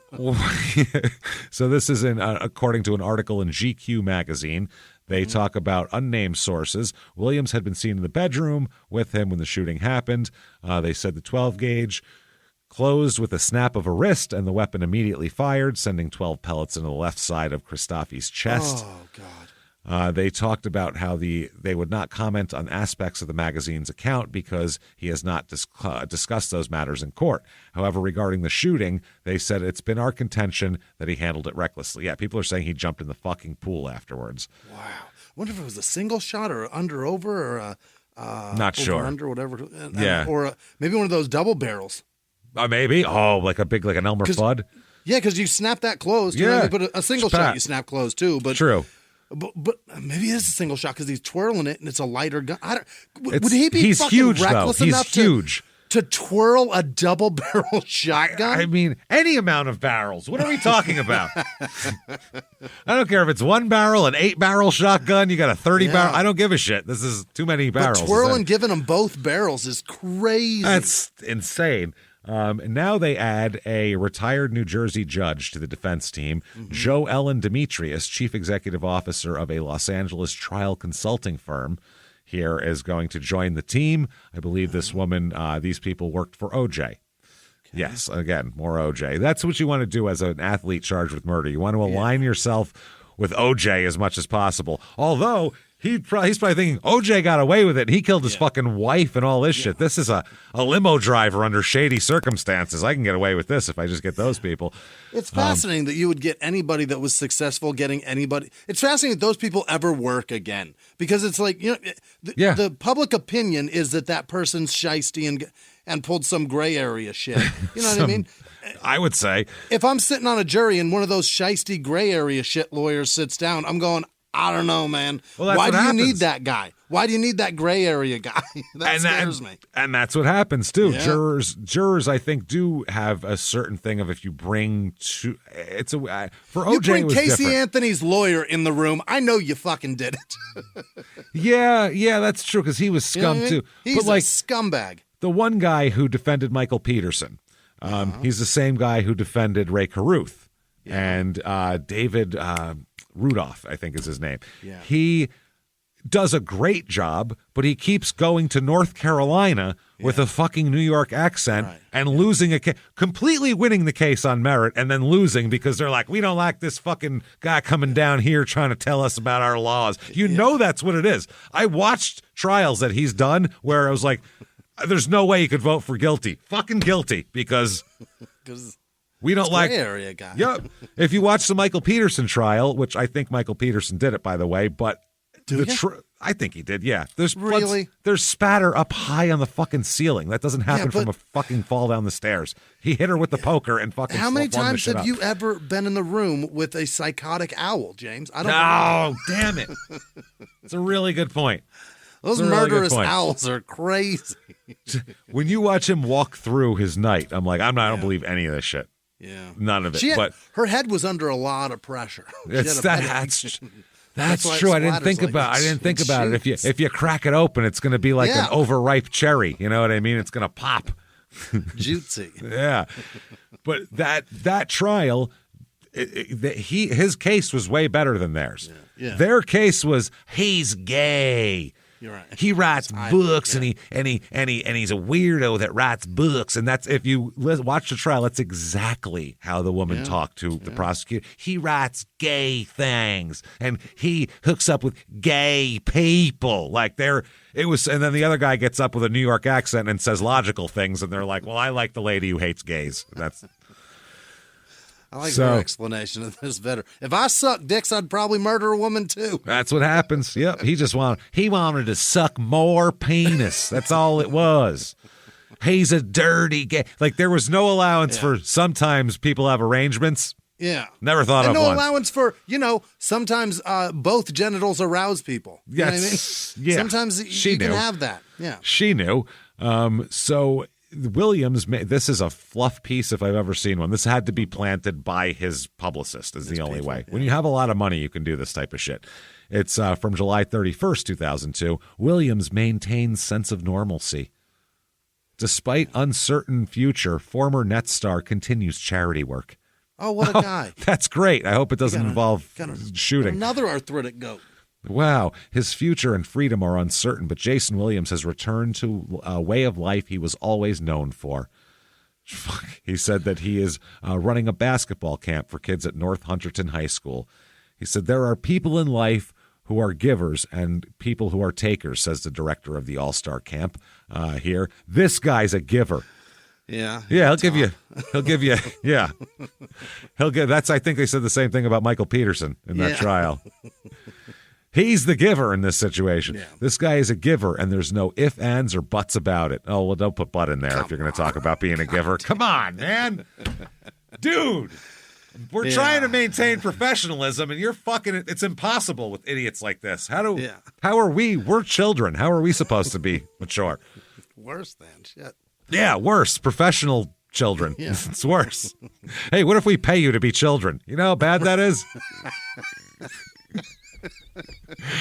Then he goes on to say some shit that's even worse in the next sentence in that context. He's a giver, but, and then he says, and he's so passionate about children.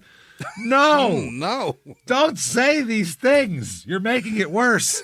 We'd do that for free, but fuck, you pay us to make fun of people like this. Oh, God. It'll get way worse. It's just going to get worse. You're only encouraging us. That's the problem.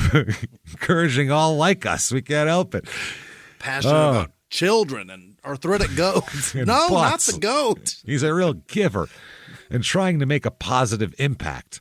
And this is not something that he's doing now. And this is not just something he's doing now. All you have to do is look at his record. He's been doing it for a long time. Williams politely declined to speak with the Courier News about his pending trial or his involvement with the camp on Tuesday. 2 staff members from the camp also asked a photographer to put away his camera while Williams actively instructed a handful of the 163 kids on hand. Quote, he doesn't want any media attention. Oh, no? So there's a goddamn article all about it that's obviously fucking given to them by your publicist. No media attention, please. Please, no questions right now. But wow. Please talk about how much of a nice guy I am. Oh, but please don't talk about my large penis. Not now, please. Please, it's large and it's satisfied women the world over, but let's not talk about it right now. It's very embarrassing. He just wants to give the kids the most he can. That also doesn't sound good. No. When you're talking about butts and being a giver. He doesn't want it to be clouded with any nonsense. He's saying, hey, what is sacred? How about not trying to cover up a fucking killing in your home? That's pretty sacred. A dead body in your bedroom. Williams, who's retired from the NBA, obviously charged with the murders here. His lawyer said that the shooting was an unfortunate accident still. Much of Williams' fame has come from his work with children and charities. Let me read that again for you. Do you know how many people out there dedicate their entire lives to charity and children and volunteering and working? Some lady named help? Susan G. Komen. I don't know what she looks like. Nope. Outside of that, I don't know. I think that thing was. I think they found out that was a bit of a scammy thing, though. But they did, yeah. But there's a lot of I would venture to say thousands and hundreds of thousands of very nice people who dedicate their lives to that. None of them are famous, though, for doing that. Maybe Mother Teresa, possibly, or possibly Since that guy then, from the telethon, Jerry Lewis. But also, there may be some scammy shit with that. That too.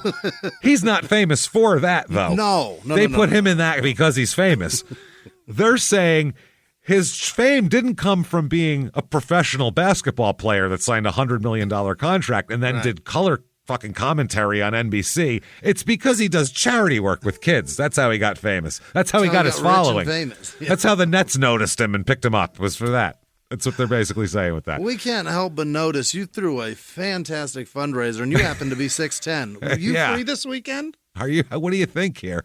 I can't believe they just said that just now. That's the craziest fucking quote I've ever heard in my life. That, that's what he's known for. Wow. So he goes on to say that they talk about he paid $20,000 to his to Continental Airlines workers. We talked about that. All of his aides. They go down his whole list of charity. Whole list. Summer basketball camps, all of this type of thing. They said that a 12-year-old from the camp said, it doesn't bother me at all that he's, charged with killing somebody. That he shoots people. No, he said, this has been a lot of fun. I've had fun, so it's fine. I'm shooting all day, too. I'm a shooter, too. It's great. Holy shit. He seems like a normal person to me, said another kid. I've learned how to play my position way better.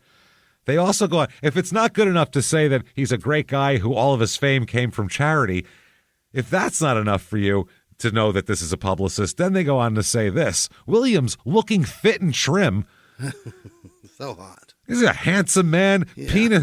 Penis, really, the outline of his penis, very, very nice against his shorts. Really impressive. I was impressed by it, honestly. Those champion shorts are doing him all the favors. I was afraid, but I was also intrigued. You know what I mean? That's how good of a penis it is. Yeah, I thought, is he got a shotgun in his shorts, or is he just happy to see us? They said he taught fundamentals to many of the children at the camp and also made sure everyone was properly hydrated in the hot weather. He's the fucking water boy, too, now? Oh, H2O. Wow. They go on to say, this is not a fad, Rhodes said. It's been a lot of camps. I've been to a lot of camps where people just have their names on it, and usually that person is there for an hour, gives a lecture, and then they're gone. Not only is he here during the camp, he's the first employee here in the morning, making sure we clean up and that the place looks good. Any kind of grunt work, physical labor, he's right there with everyone. This is something that is genuine, from the heart endeavor for him. Where is this at? Is this at his house? It's in fucking New Jersey somewhere. Yeah. It's just sending their kids Hunterton there? High School, apparently. Wow. And they're like, yeah, go hang out with this dude who shot a guy and wipe his prints off. Jayson Williams camp. What the fuck, man? So Gordnick now, his co-defendant, John W. Gordnick, he is going to plead guilty, because again, he doesn't have the lawyer money for this, to helping up cover the shooting here. Gordnick told the judge that he took the clothes Williams was wearing when the driver was shot, hid them in a car, and didn't turn them over to authorities for several weeks. Oh. Yeah. Wow. Kept him, hit him. He said, I guess I just saw Jayson in a difficult situation. I wasn't thinking straight, and I reacted. No, Jayson told you, hide that shit. Yeah. And you were like, anything for future help. Absolutely. Wow. He could, he's going to get recommended probation now, where he could have faced 12 years in prison. Wow. Fuck, man. They said John Gordnick's plea bargain with the prosecution in no way affects our readiness for the trial. That's what they said. A tragic accident has occurred. They just keep going back. It's so tragic. Gordnick helps coach summer basketball camps operated by Kaluko, who was the other guy that was testifying against him.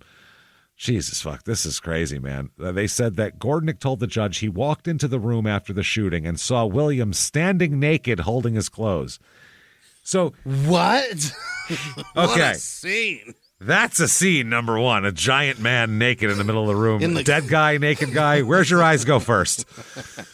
In the gun smoke. Wow. Now, here's the crazy part, and this tells you a lot. This guy heard the gunshot, a shotgun blast inside a house, no matter how big the house is, and came running. By the time he got there, Jayson Williams was already stripped down.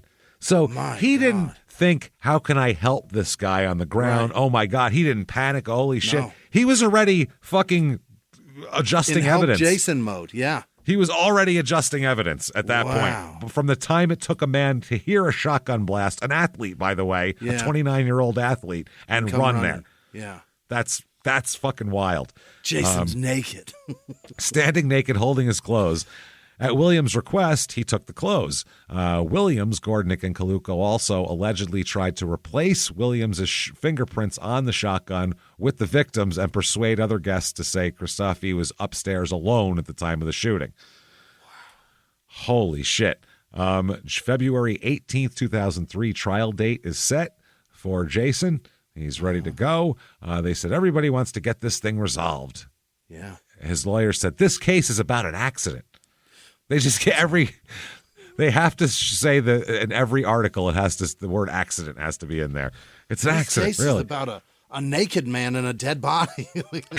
A naked man and another dead man. That would even look worse. If you walk in on a scene and one dude's naked and the other guy's dead, that looks terrible. Oh my God, what just happened? And he's like, wipe down that gun quick. You're like, did you rape this man and then shoot him so he wouldn't tell anyone? Did you fuck him? Through the gun smoke, man. That's crazy. Holy fuck. This is fucking insane. So October 1st, the defense seeks to throw out Jayson Williams' indictment. There's no proof here. Is that right? This is balls, man. They asked the judge to throw out the charges against him. Here, the defense accused prosecutors of misconduct before the grand jury and indicted Williams on first-degree manslaughter charges. Yeah. The defense also asked the judge to separate manslaughter and aggravated assault charges from those related to the alleged cover-up. So they said the judge here, the prosecutor, had denied the defense's accusations and said the requests were expected, and so that's going to go on. They're trying to get anything they can thrown out. Sure. Okay, prosecutors, October 30th, 2002. Now they say Jayson Williams was drunk. They say it was a night of heavy drinking, which I could have told you that because that's why he got a limo. So he could get shit hammered and not have to worry about it. And everybody could get drunk. That's Right. why. And if you're paying for it, you're certainly fucking getting drunk. Yeah. They say that during a night of heavy drinking, Jayson Williams humiliated and cursed at a limo driver before showing off with a shotgun and fatally shooting him. He made fun of him? He was like making picking fun on of him. Yeah, like you're a loser and I live in a 30,000 square foot house here. The new details of this shooting came in prosecutors' response to a defense motion seeking to dismiss the charges. They go, you want to dismiss them? Here, how about we publicly state way more damning facts then if you want to be twats about it. They said Williams is accused of recklessly handling the gun that killed Costas Gus, they call him, Christofi, then trying to make it look self-inflicted. In Wednesday's filing, the prosecutors gave the most complete picture yet of what they think may have happened. Before returning to the mansion where the shooting took place, Williams and 9 friends drank $627 in alcoholic beverages at a restaurant. They were the whale.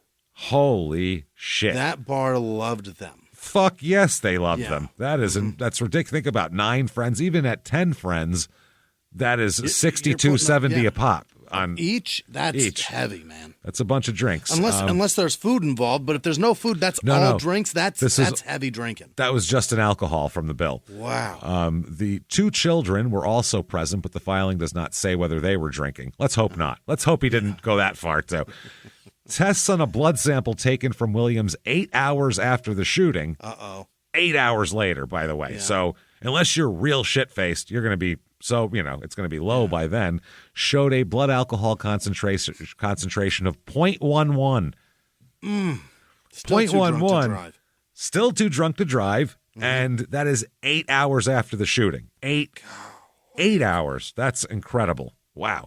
An expert for the prosecution has concluded that Williams was severely intoxicated at the time of the shooting with a probable blood alcohol concentration of around 0.22%.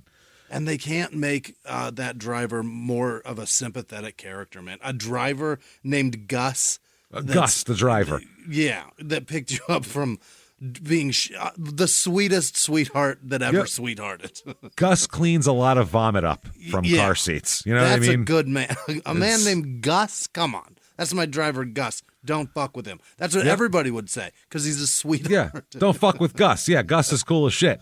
Yeah. And at the restaurant, Christofi sat apart from the party. They didn't let him sit with him. And he drank coffee and perhaps had some food. So didn't drink at all. He's just sitting there enjoying himself. He's a driver. Yeah, he's being cool. Now, October 31st, 2002, happy Halloween, Jayson, because their family of Christoph has filed a wrongful death suit against him, which you knew that was coming here, I would say. The suit was filed by his brother, Anthony Christofi, and his sister as well. And the family contends that Williams owes the family for suffering and for the support Christofi provided as well. Right. The lawsuit accuses him of defamation for trying to make Christofi's death look like a suicide as well. Oh, that's interesting. It's a smart little angle from the lawyer. They said he killed a man for no reason whatsoever, and they've just robbed us of our brother. Just because he's well-to-do, I don't think that he should get away with that. Yeah, same. Fair enough. Jayson Williams, November 13th, 2002, asks for another dismissal. Oh? Are you kidding me? He wants it. He really wants it off? Like he wants it to go away? You stripped your clothes off, wiped the gun down, put his fingerprints on it, and jumped in a fucking pool, bro. This is going to trial if you don't plead. You're in a bit of trouble. Defense lawyers described a distraught Jayson Williams calling for help and diving toward a limousine driver he accidentally shot to counter prosecutors' portrayal of him as cursing the other man and showing off with a shotgun. Bro, if you had your clothes off and were already forensically trying to clean the scene down, by the time a man got there from another room, you got over your fucking grief and your dismay real fast, I would say. After picking on him, I'm curious what they said to him. He's a pompous asshole. Yeah. He's a pompous dick who has enough money to do enough charity shit to be as big of an asshole as he wants and still get tons of positive press. That's who he is. Yeah. He's a piece of shit. Yeah. So they said that the defense said the prosecutors have given a one-sided account of the shooting. What other side is there if that evidence is true? And the other side is shot in the chest and dead, man. What the fuck, man? December 14th, 2002, the judge is to settle 911 tapes in dispute. He's been asked to decide whether the county prosecutor's office was right in refusing to release the tapes of a 911 call that was made after the shooting. Yeah. They said that Williams here, authorities have said that a caller placing a 911 call reported the shooting to be a suicide. Williams and two friends, Kent Kaluko and John Gordnick, who's also been charged here, they said that the Courier News, based on its request in part for the fact that the records of the 911 call predate the investigation into the shooting. However, acting Hunterdon County prosecutor rejected the request, saying the tape's release would jeopardize the investigation and prosecution of Williams. I mean, they'll come out in court. They're going to be, I would assume, public record. They said this is an important test of New Jersey's open public records law, which specifically states that public records, which later become part of a criminal investigation, are still public records. The law is meant to curtail secrecy. The public's also entitled to know the details of the state's case against Jayson Williams, is what the defense is maintaining. And that's how that goes. So December 19th, the judge again dismisses a motion denies a motion to dismiss the charges because holy fuck. You're going to court for this. So we've got to hash it out with the judge. You gotta. December 2002, his daughter Triumph is born. What? Maybe wait till after court for that. You can't name that. No. Now, fucking okay. This is amazing. What has he done in the last year? Shoot a guy, some charity work, quote unquote, do shit like that, got drunk a lot. Yeah. Do you know how much money he's made for what he's done in the last year? $12 million. $15,125,000. What the fuck? He made that for that last year's worth of activities we just described to you. Holy shit. That's incredible. What an agent. Good job. January 9th, 2003, Williams' lawyers appeal denial of charge dismissal. So they really want it. They really want this shit dismissed. At some point, you got to go, they have evidence. I think this might be doing something here. It's possible. So his trial will not be televised, or he will be televised. I'm sorry. Really? They decided that it will be broadcast by Court TV. Good for the them. judge who presided over the trial granted Court TV's request and has met with the station to discuss technical issues. Williams is expected to go on trial February 18th. January 25th, 2003, judge will not allow release of the 911 tapes. No? No, they said they're not. They said, we're disappointed that the case will not be decided on its merits, but was dismissed on procedural grounds, meaning the tapes deal, because they wanted to fight the tapes for future things to be, too. It's a lot of people that had nothing to do with this case were getting involved with that because it's a First Amendment issue that they were trying to deal with here. February 5th, 2003, February 18th trial called off. Oh? Called off, yes. It is reset a date? When a appeals court agreed to consider dismissing manslaughter charges against Jayson Williams. So it's an appeal of the denial, and so we have to wait for them now. An appellate panel is to hear arguments from both sides, so now they have to wait till after that goes on to have a trial. This is what happens when you have a lot of money. You can manipulate the courts. You can manipulate the courts because it's all just money. If you can pay for it, oh sure, you can get continuance after continuance. But if you're not rich, you can't afford to pay your lawyer the whole time that they're working. You want to get it over with so you can get the nut over with. Whereas get the bill up and be done. Yeah, if you're rich, stretch it out as long. Who gives a shit? Keep sending them. I'll pay them. Yeah. So that's what they're trying to do. February 6th, 2003, he settles the civil lawsuit. Interesting. Undisclosed? It's going to be undisclosed. They're not going to say. The settlement does not affect Williams' criminal trial as well here. I don't know what the hell he gave them, but I'd love to know that. February. It's a couple million, right? It has to be, right? Yeah. Oh, yeah, it has to be. Has to be. Maybe fact check. Maybe. Maybe it was in conjunction with insurance for homeowners insurance. Maybe homeowners insurance covered some of it too. Do they cover that?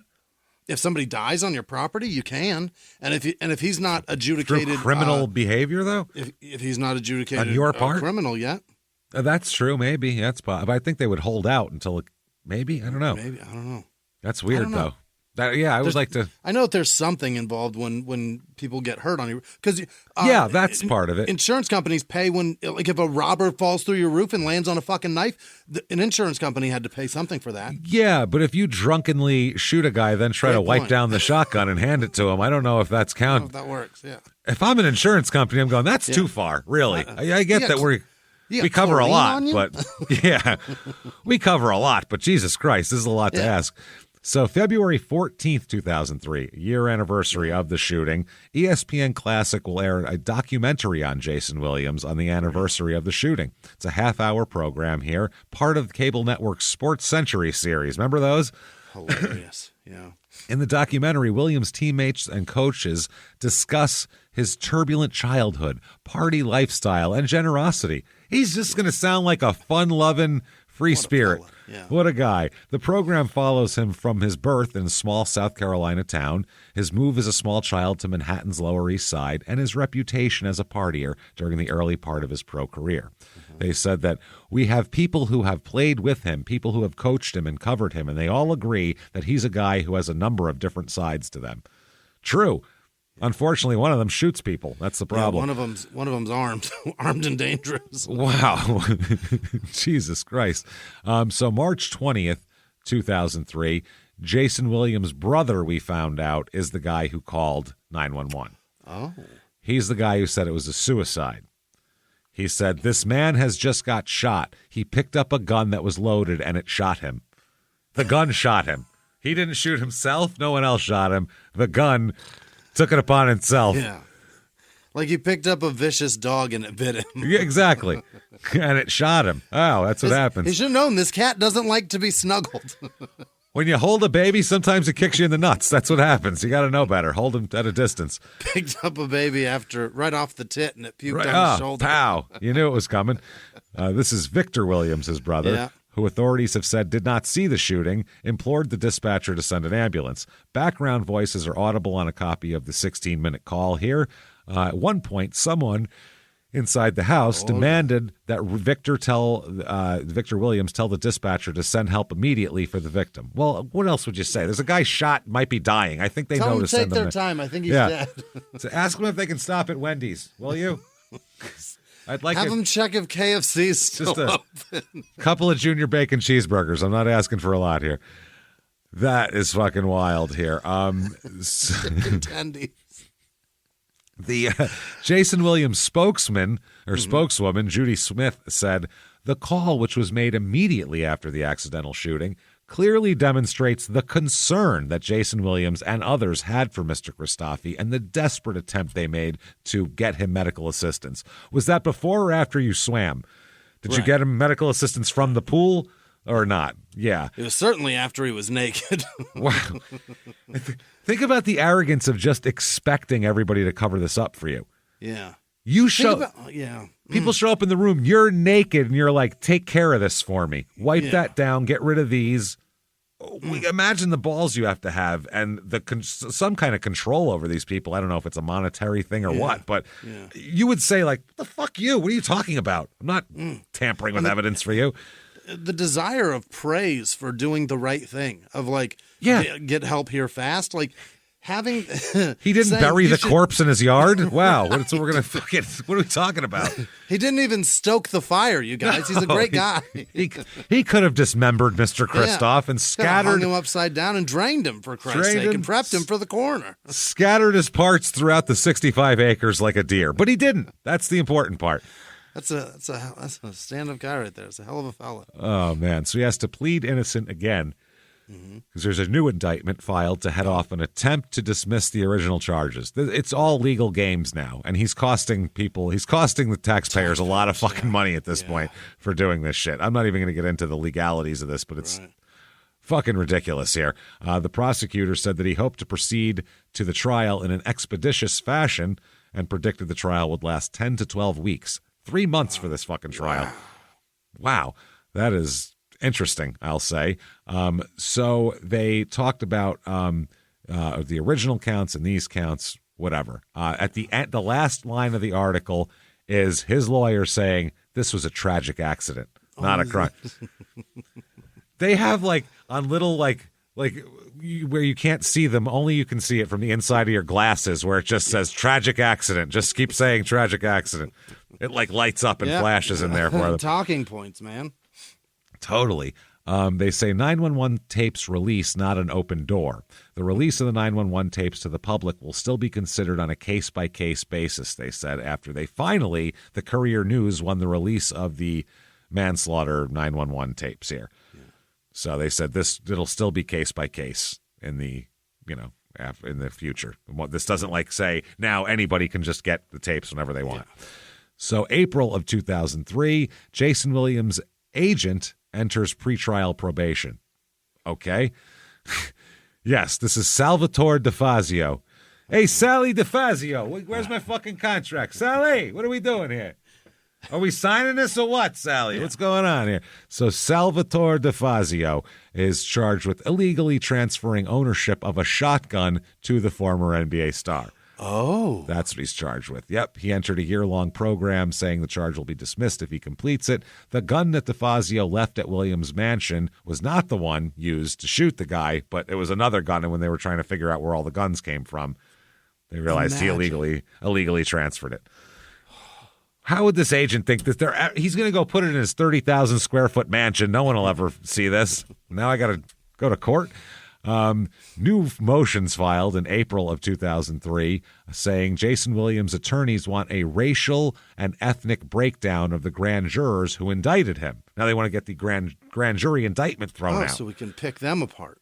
Well, you're half black, part Polish, Irish, and Italian. You're pretty covered on whoever they fucking pick.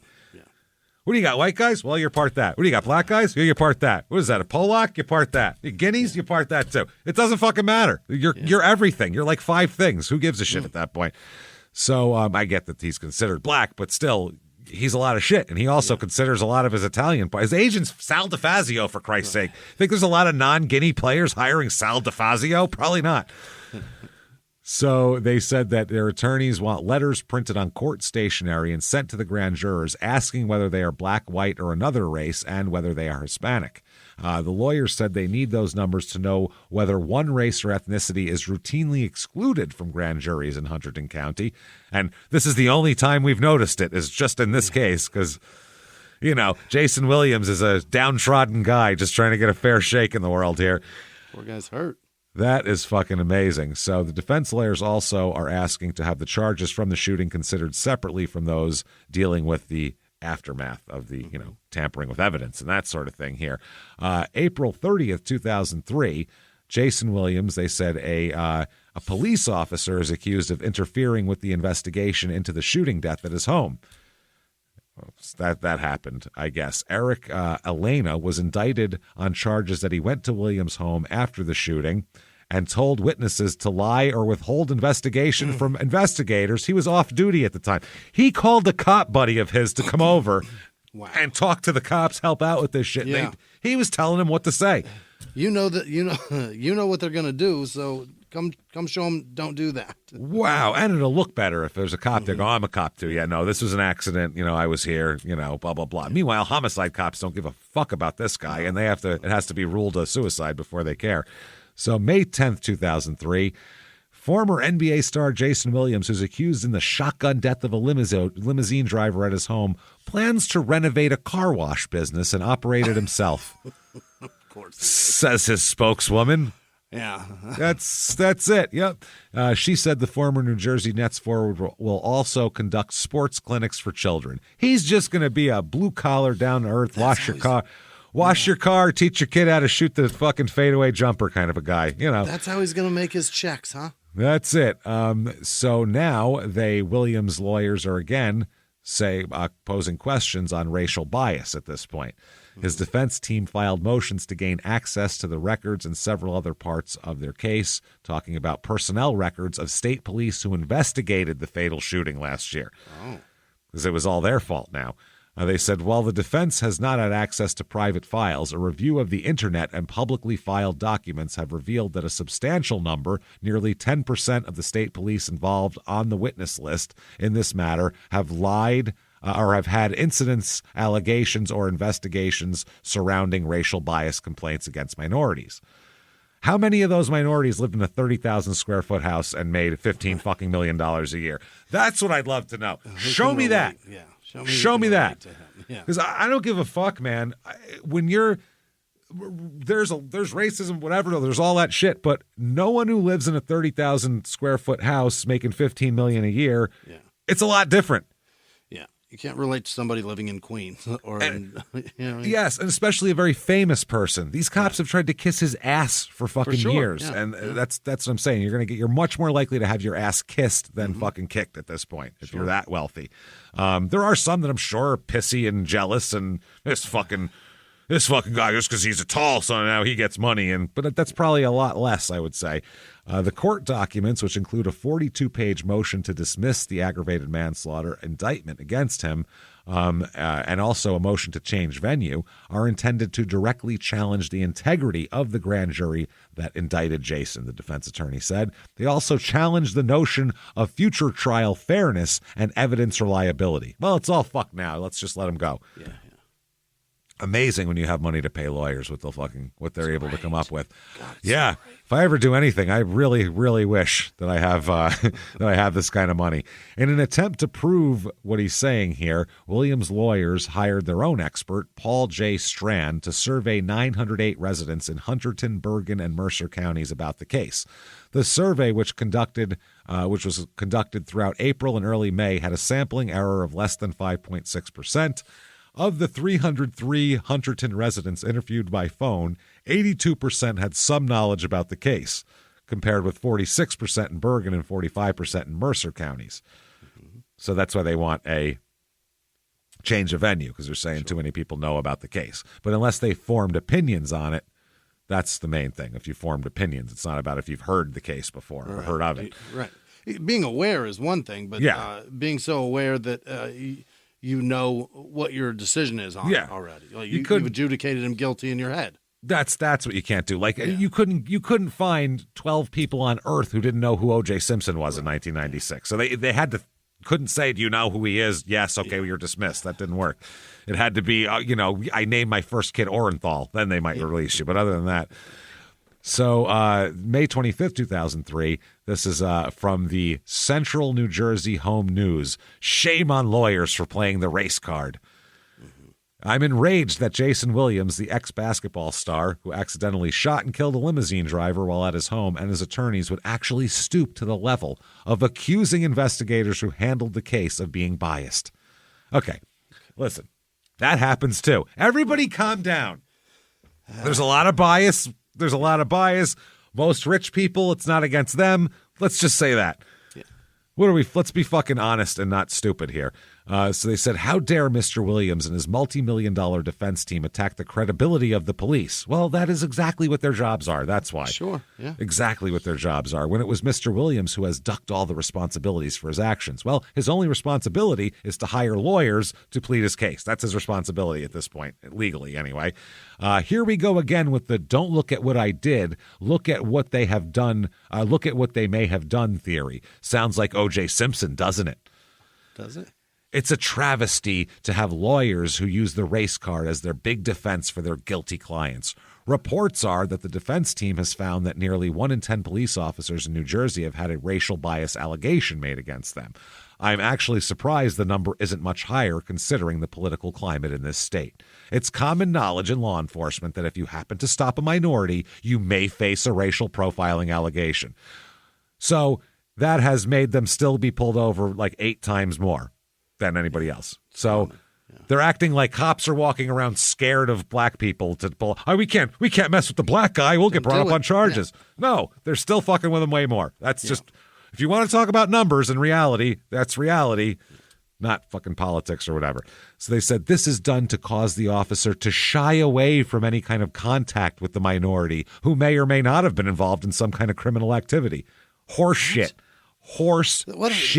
This is flies bullshit. In the face of everything that we know. Yes, this is right-wing propaganda. I'm just going to say it right now. That's what this crazy. is. I don't like any wing, so fuck you and stick your wing up your fucking asses, cunts. And I don't want any messages saying, you liberal, you can suck my fucking Italian balls. I'll put them right over your face. I don't fucking care. Me and Sal DeFazio will fucking Eiffel Tower you and clap cannoli-clad hands in the middle, you cunt fuck. Don't come at me like that. This is bullshit, right-wing media bullshit. Yeah. That shit. Said to muddy the water and cause frustration. To piss dumb people off who don't fucking know any better. Right. Again, let's be honest. That's what they're doing. Whether it's this one or fucking Tucker Dick Fuck or anybody else. I got a lot of audience of dumb fucks. Let me tell them shit that they'll make them mad, whether it's true or not. Right. And that's politics. So common things that are obvious, very easily for any side, very easily Googled things. I'm going to say them and pretend they're real, and it's fucking crazy. And that's what this person's doing. They made a straw man that says cops are turned the other direction while there's a black guy fucking just raping a woman right in the street, just a blonde woman, just going at it. Don't touch him, we'll get in trouble. Yeah, we're going to get in trouble, guys. Don't mess with the black guy. Let him finish his raping first, and then we'll get to him. Fuck out of here. The allegation itself puts the officer on the defensive and may ultimately cause police officers perhaps to look the other way past violators. That's crazy. Horse shit. That's crazy. Cops, they just shy away from the poor. They never bust them. They're going to fucking rich neighborhoods now to fuck with people. They look past color, creed, and all of that. Wow. So to Jayson Williams and his dream team of defense attorneys, you have now stooped to the level of Al Sharpton. Congratulations. Oh my God! Don't make it about who is this person? Who wrote this article? Who is it? There's no fucking name on it. They don't even take. Some pussy didn't even put their name on this shit. Well, who paid you for this? That's the Central New Jersey Home News. That's what the article is from. Yeah. So who knows? Some fucking twat housewife wrote that, or some idiot who didn't know what the fuck they were talking about. Well, did you know that both Jayson Williams wore the same number? If they couldn't fucking annoy us enough. That was so fucking annoying. You couple of dicks. Oh, man. And the other Jayson Williams is like, look, I'm a douche and a terrible fucking passer and everything, but I didn't kill anybody. Seriously. Right. Well, this is... You know what? It's partially his fault just for doing that. He should have known. That guy wears 55. I can't wear that. And why would you wear that number? Who would choose the same name? And then he went by Jay after a while, which there was another guy then that was drafted named Jay Williams for the Bulls, so it was a complete mess. And Jayson Williams, the one that actually shot somebody, is spelled Jay, so it would lean you to that's Jay Williams. Yeah. Why would you do that? You fucking asshole. You just nailed it, Jimmy. You just fucking completely. Why would you do any of that? You're doing it on purpose. You know that you're the inferior Jayson Williams. You know you are. You know you are. That's why no one paid you $100 million for your bullshit. Nobody gives a shit. And now you have to go on to podcasts when your fucking career's over and tell stupid stories that nobody gives a shit about. Tell stories about how guys would talk shit that you were white and then see you play and go, oh no, he's all right. That's all his stories. That's all of his stories, by the way. Every single Jayson Williams story is that exact. I've heard 5 of them. They're all the same. Yeah. All the fucking same. I heard one that he got paid to play in another country and he acted up because he wanted to get thrown out of the game, and then they had to bring him back in because they paid him so much money. I don't know. People paid for these tickets. Money? What's so much money to? You know what I mean? Yeah, who knows what that's even. Is it especially the GDP of the country? Is that what they paid you? Yeah, it was the GDP so much money. of Estonia. What are we talking about? Where was it? You fuck. So July 2nd, 2003, Jayson Williams' trial date delayed again. This is just years of delay. Bureaucracy. Yep, it's amazing that if you have lawyers, you can just keep fucking doing this. Now, July 23rd, right after that article, it's like 2 days later, I want to say, after this article. No, it's a couple of weeks later. The next article about him in the Courier News is Williams repaving ball court for tourney. Oh, what a guy. Isn't that nice? He better be doing it by hand. No. He better not be paying for it. He better be out there with a fucking... Under the picture, it says construction workers lay asphalt Tuesday. Yeah. So, he's not even... He's not down there with a roller, just he's smoothing out it there out. On the back of a fucking front end loader dropping asphalt.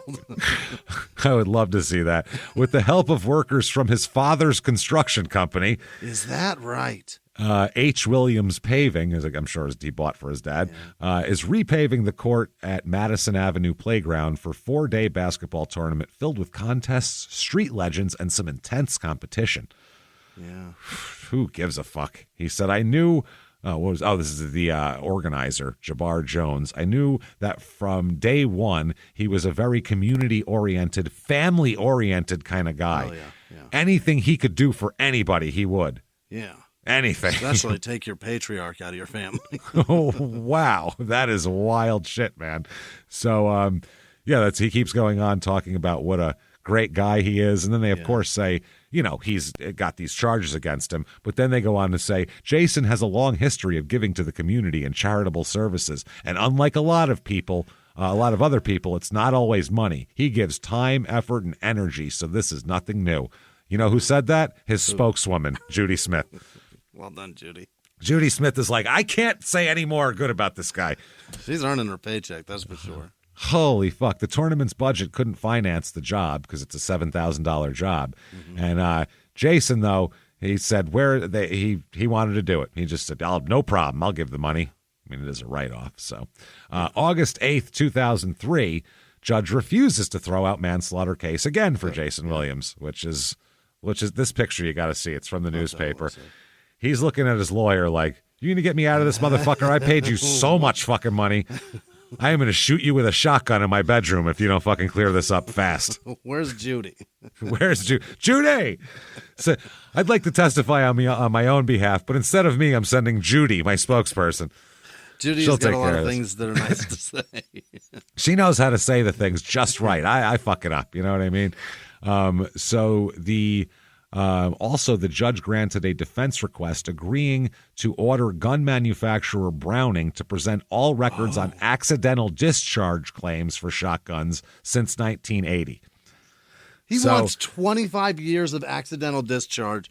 They're going to try to blame the shotgun manufacturer that this is just easily goes off on its own all the time. It's not a thing. You shot a guy with 15 fucking people in your house and tried to cover it up. Plead guilty, get the best deal you can, and move the fuck on, asshole.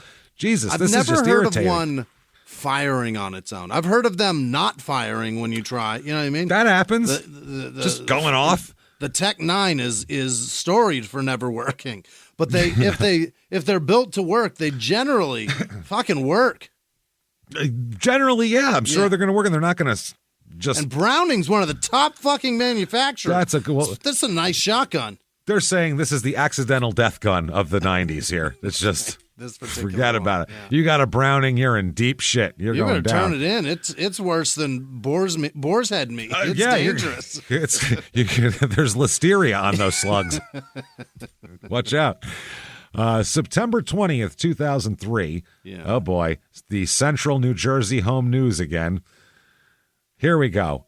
Former NBA star's case may precede cop's trial. They talk about how a Hunterdon County prosecutors, if they have their way, a Bridgewater police officer accused of interfering in the Jayson Williams investigation won't go before a jury until the trial is over. The prosecutor told a Superior Court judge that Eric Elena's trial will have to take a back seat to the much-anticipated Williams trial. Okay. They talk about Alana, the cop, off-duty cop, was indicted on charges of official misconduct and tampering with witnesses. He had been suspended without pay from the Bridgewater Police Department since the incident. The prosecutor said it's not a realistic possibility to move ahead with this trial, primarily because of how this relates to the Jayson Williams case. Jayson Williams will probably be subpoenaed and called as a witness. I'm suggesting we try this case immediately after the Jayson Williams case. Okay. Let's get one out and then another out. Elena's attorney, Brian Neary of Hackensack, said the idea of Williams testifying at his client's trial was a, quote, fantasy. He said, this is the first time I've ever heard that Jayson Williams is expected to be a witness in this case. Mr. Elena's life is on hold here, and he's entitled to his right to a speedy trial. Yeah. Okay. Change of venue ordered for this case, which it probably should have been a change of venue. Yeah. Everybody knows that. We definitely want fairness, even though this guy's a fucking jerk-off. Fairness is good. They say that defense lawyers have asked for the move due to an avalanche of publicity. So they're going to be moved here. Now, the trooper investigation sues Williams and lawyers, the trooper who's being investigated. Yeah. Okay, a state trooper who helped investigate a fatal shooting at the home has filed a slander lawsuit against Jayson Williams and his lawyers. The suit filed by James Kiernan accuses the lawyers of making defamatory, libelous, and slanderous statements in court papers and in open court in their defense of Williams. Charles Sciarra, Kiernan's lawyer, said they got incorrect information about Kiernan's suspension from the job in 1989 and used it with malicious intent. They said he cast Jimmie Kiernan as an anti-Semite, one of the most malicious slurs that one can be labeled with. Well, I didn't hear in all the things Jayson Williams is, fucking Jewish isn't one of them, by the way. So what are we talking about?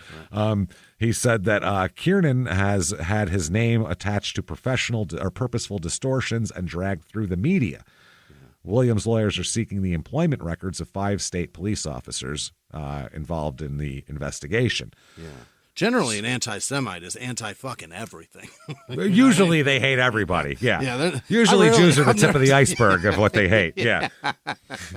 They generally wear that black and red and white thing around their arm. They hate a lot of things. They're specifically, though. Yeah.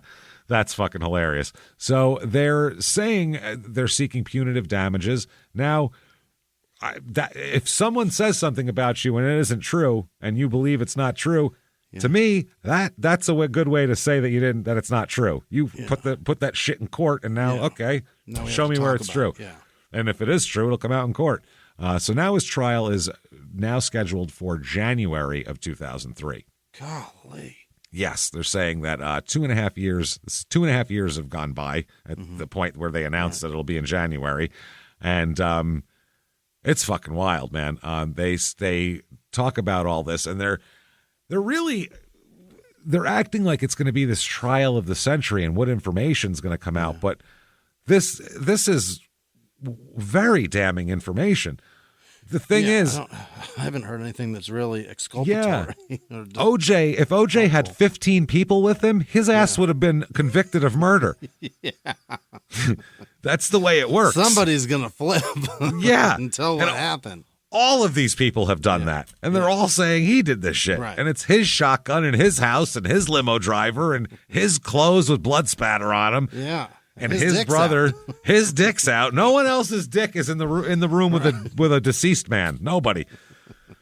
So it's very fucking strange. But that is where we're going to leave part 2. My Christ, there's more. Well, he's got to go to trial. Yeah. He's got to go to trial. He's got to do this. We're going to talk all about Jayson. this. And we will have a part 3. And he's been quite a jerk off since then, too. He's an asshole, this guy. He's a real annoying son of a bitch. He's a real dickhead, this guy. I'm just going to say that. He really annoys me. And it sucks because he's a guy that, minus that, honestly, put it this way. If he just never played with fucking guns, I'd probably love this guy. Because the things I'm really mad at him for are almost killing a wide receiver for no reason and shooting a limo driver. All the other stuff is just kind of, I don't know, athlete going out on the town doing dumb shit. And he really did a great job fleecing the NBA. Because I mean, sure, he was good for a while, but not $100 million good. No. He did a great job. His timing was impeccable. Yeah. His timing, he had the timing of like Garth Brooks in the CD wave. Like he had the same timing of like just have mediocre shit and you'll get so much money because that's what happens now. For sure. You know what I mean? Yeah. That's his fucking thing. So he's a lucky fucking wow, what a lucky guy. Lucky Ginn. Lucky Ginn fucking Polak Irishman. So he's a mess, and Jayson Williams will be going to trial in our next part, so we'll get to that. Now, if you enjoyed the show, tell the world about it. Get on every app that you listen on, and please give 5 stars. It helps a ton. We don't know why, but say something nice, and it's fun shit. So do that. Hang out with us. Also follow on social media at Crime and Sports. Certainly head over to shutupandgivememurder.com. Get all of your merchandise, all of your tickets for live small town murder shows, September 20th, Minneapolis. Going to be our biggest show ever. Come out and be a part of that. And of course, our virtual live show. And for Halloween, it's available for 2 hours, 2 weeks after we do it. That would be a 2 hour window. 2 hour. Watch it again right now or fucking it's gone. It's done. Just like a regular live show, except you're in your living room, don't have to do shit, and you can drink and sleep in your own bed, and we'll be in costumes, looking silly. It'll be fun stuff. Shutupandgivememurder.com. Also, listen to our other shows, Small Town Murder, and of course your stupid opinions as well. Let's say you've listened to all that, and damn it, you need more stuff. We have so much more stuff for you. Anybody $5 or above should head to, who wants to give $5 or above should head to patreon.com/crime in sports. Now, what are you going to get for your $5? You are going to get a mountain of bonus episodes you've never heard before. Tons of small town murder and crime in sports, half of each, and you get them all, every goddamn drop of them, and new ones every other week, including this week. What we're going to talk about this week for crime in sports, we're going to talk about the beginnings of performance-enhancing drugs. Yeah. Everybody thinks of it as maybe the 70s, a couple guys were shooting up, and then in the 90s it blew up, but this goes back to 1889. Oh, my. When the first guy took steroids made from some crazy shit we'll talk about. It was James Pudgalvin. We'll talk about just how they've developed over the years as well. Sure. And then for small town murder, we're going to talk about one of our favorite subjects here, old-timey murders. Hell yeah. So much fun. Back into the newspaper archives and hear some very specific graphic descriptions of awful fucking weird murders that took place back in the day. Patreon.com/crime in sports. And you get a shout out at the end of the show, which is right fucking now. And I need to hear him because, goddamn it, let's get cheered up here. Okay. What do you say? This always cheers me up. Let me hear the names of the most wonderful goddamn people in the world who support this show and keep it going and who we could not do without. Jimmy, hit me with them right now. This week's executive producers are Haley Walls, Gary Howard, Cassandra Watson, Ben Cartledge. Thank you, Ben. What a great... That guy is so... I love him. He's a good man. Fucking Ireland. He's a terrific guy. And That's Jess. great. Thank you so much, Jess. Good for also, you. Brady Widener. I don't know. He said his wife's birthday is on the 16th. His wife's birthday is the 16th. I've been trying to tell you this. Brady. But look, he didn't tell me her name. So, Mrs. Widener. Mrs. Widener, happy birthday to you. Yeah, and your husband's a dipshit and doesn't give us your name. Tell Brady to give more complete instructions next time. Get off your ass, man. And Jeff Cox wants to say something to me, but evidently it didn't make it past my filters in Facebook. I don't know. He messaged the page and said he wants to say something, but he didn't say it. So sorry, Jeff. I don't know what to tell you. Get off your ass, man. Other producers this week are Peyton Meadows, Jason Burt, Janice Hill, Benjamin Dolaire, I think Dolaller. I think that's an I. Caitlin Kinsman, also Caitlin Middleton. Oh, yeah, it's really? two Caitlins. That's crazy. Kate Middleton gave us money? They got enough over there. Good. Save it and tell your husband to get some plugs. How's that? Also, is that the lady that's fighting cancer too? I think she's kicking its ass. Yeah. Is that the one? Yeah, good probably. for you, She's in the royal family. What do you think? Come on. I'm sure she's not going to lose that battle. No, she's going to some underground, ocean facility where they give her fucking... They send her down at a submarine to fix it. They just squeeze a baby brain till the juice comes out and drip it into her mouth or some shit. I don't know. Inject it into her brainstem. You'll be fine in a week. You're good. Don't worry about it. Melissa Jensen, Warren Jacobs, Rachel Hudson, Katie Adam, Elise with no last name, Jenny Murphy, Agrees Daters. I don't know. Shauna with no last name. I don't know how to say agrees Daters. Dieters. Agree. Agree Dieters. I sound like an asshole no matter what. Trevor Hyde, Julie Renard, Jimmy Conway. Is that right? Hey, Jimmy Conway from Casino. These silences, they don't fucking fit. Get off this fucking drugs and turn your mind into mush. Look at your muffin. Look at my muffin. Exactly. Lindsay Nichols, Willie Stroker. I'll bet that's not your name. Sadie May, Kelsey McCoy, Kristen Smith, Wesley Crawford, Dirty Wolf. I'll bet that's not their name. Tesla with no last name. John McCullum III. I'll bet that is their name. Lindsay Neltner, Michael Tippett, Diego Benavidez, Heidi Solos, Jack with no last name, Secunda Takai. Tukai. All right. Danielle Scholl. I'm not going to get any closer. Terry with no last name. Laura with no last name. Molly Nelson. Daniela Alzate. Samantha Frakes. Amanda Nielsen. Elisa Chrysler. Stefan with no last name. Maybe it's Steven. Devin Bolson. Ginger Lenzini, Trisha Stone, W.E. Titsworth. All right. Stephen Patrick, Adrian with no last name, Shane B., Christy Stevens, Teresa Taylor, Jay Money, Jethan Staley, Lauren with no last name, but that's a guy, but he's tough as nails. They always are. They usually Lena? are. Yeah, it's Loren. That's a dude's name. That's a cowboy. That man can, that guy will change your tire with no lug nut wrench. Or a small Canadian Jewish man. One of the two. One of the two. Who doesn't know when it's time to take the show off the air? Hey, Lauren, it's time. It's been time for quite a while now.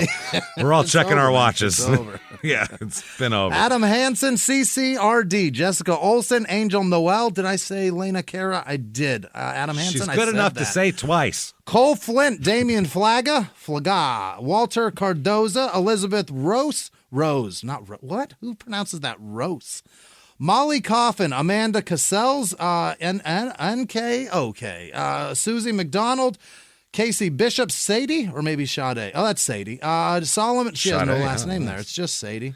Smooth operator, isn't she? Yeah. Solomon Golding, Lauren Knight, Hunter Salter, Xavier Blevins, Julie Singleton, Angela Schaefer, Helter Skelt. They don't skelter. They just skelt one way. Christina Newsom, Christina with no last name. Rachel Fernandez, Shiloh with no last name. Heather Connery, not maybe. Spelled the same way. Sean's kiddo, grand kiddo. He's coming for it. He's got enough money for us, too. Good. I'll take Sean's money. Caitlin. Give me your money. Frubend. Alyssa Zalvis, Stephen Scott, Stefan maybe. David Reed, Sean Monig.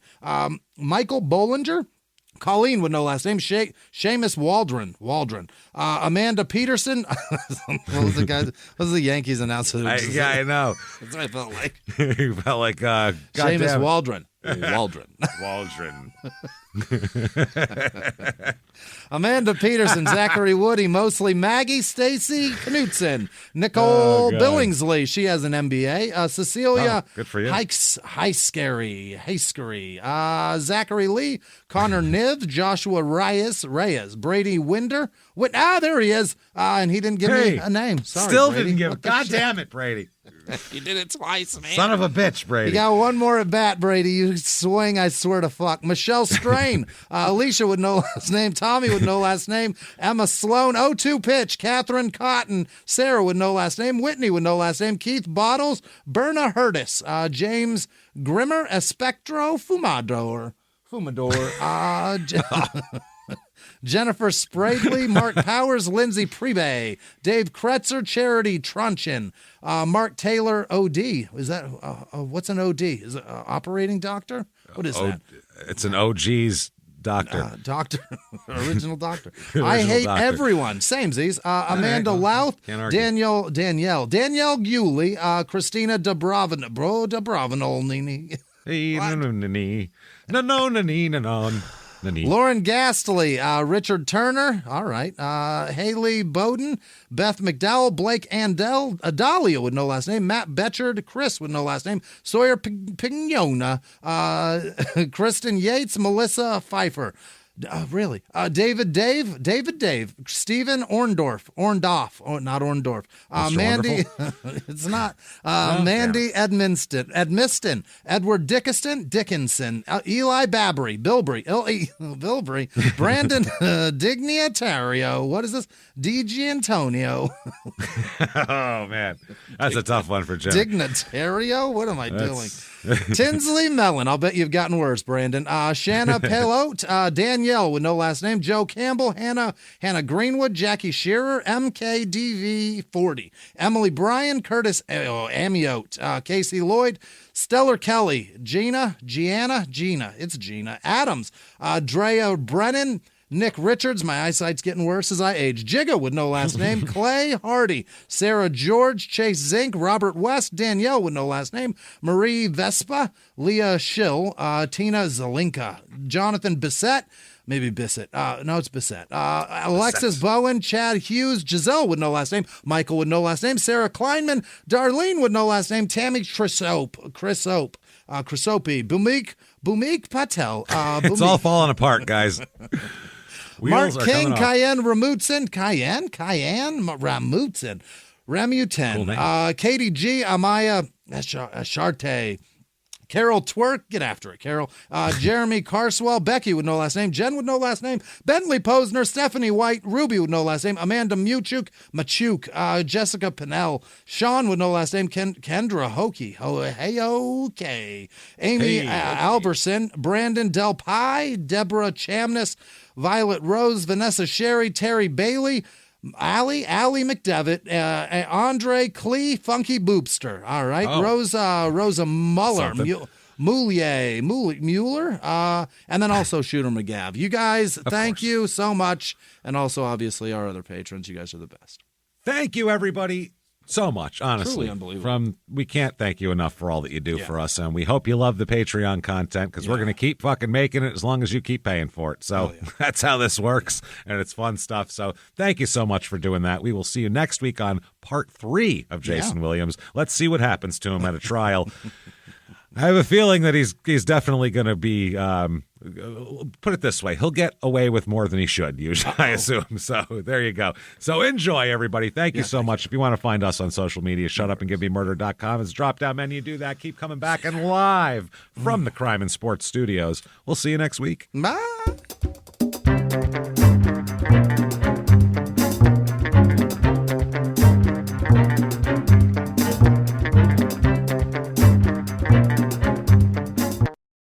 If you like crime and sports, you can listen early and ad-free now by joining Wondery Plus in the Wondery app or on Apple Podcasts. Prime members can listen early and ad-free on Amazon Music. Before you go, tell us about yourself by filling out a short survey at Wondery.com/survey. In the 1980s, a rosé swept the country. Hey, Mike, I really like this white Zinfandel. Well, good. Now put it down. We're going to try another one. White Zin became America's top-selling wine. But most don't know that this sweet drink has a sour history.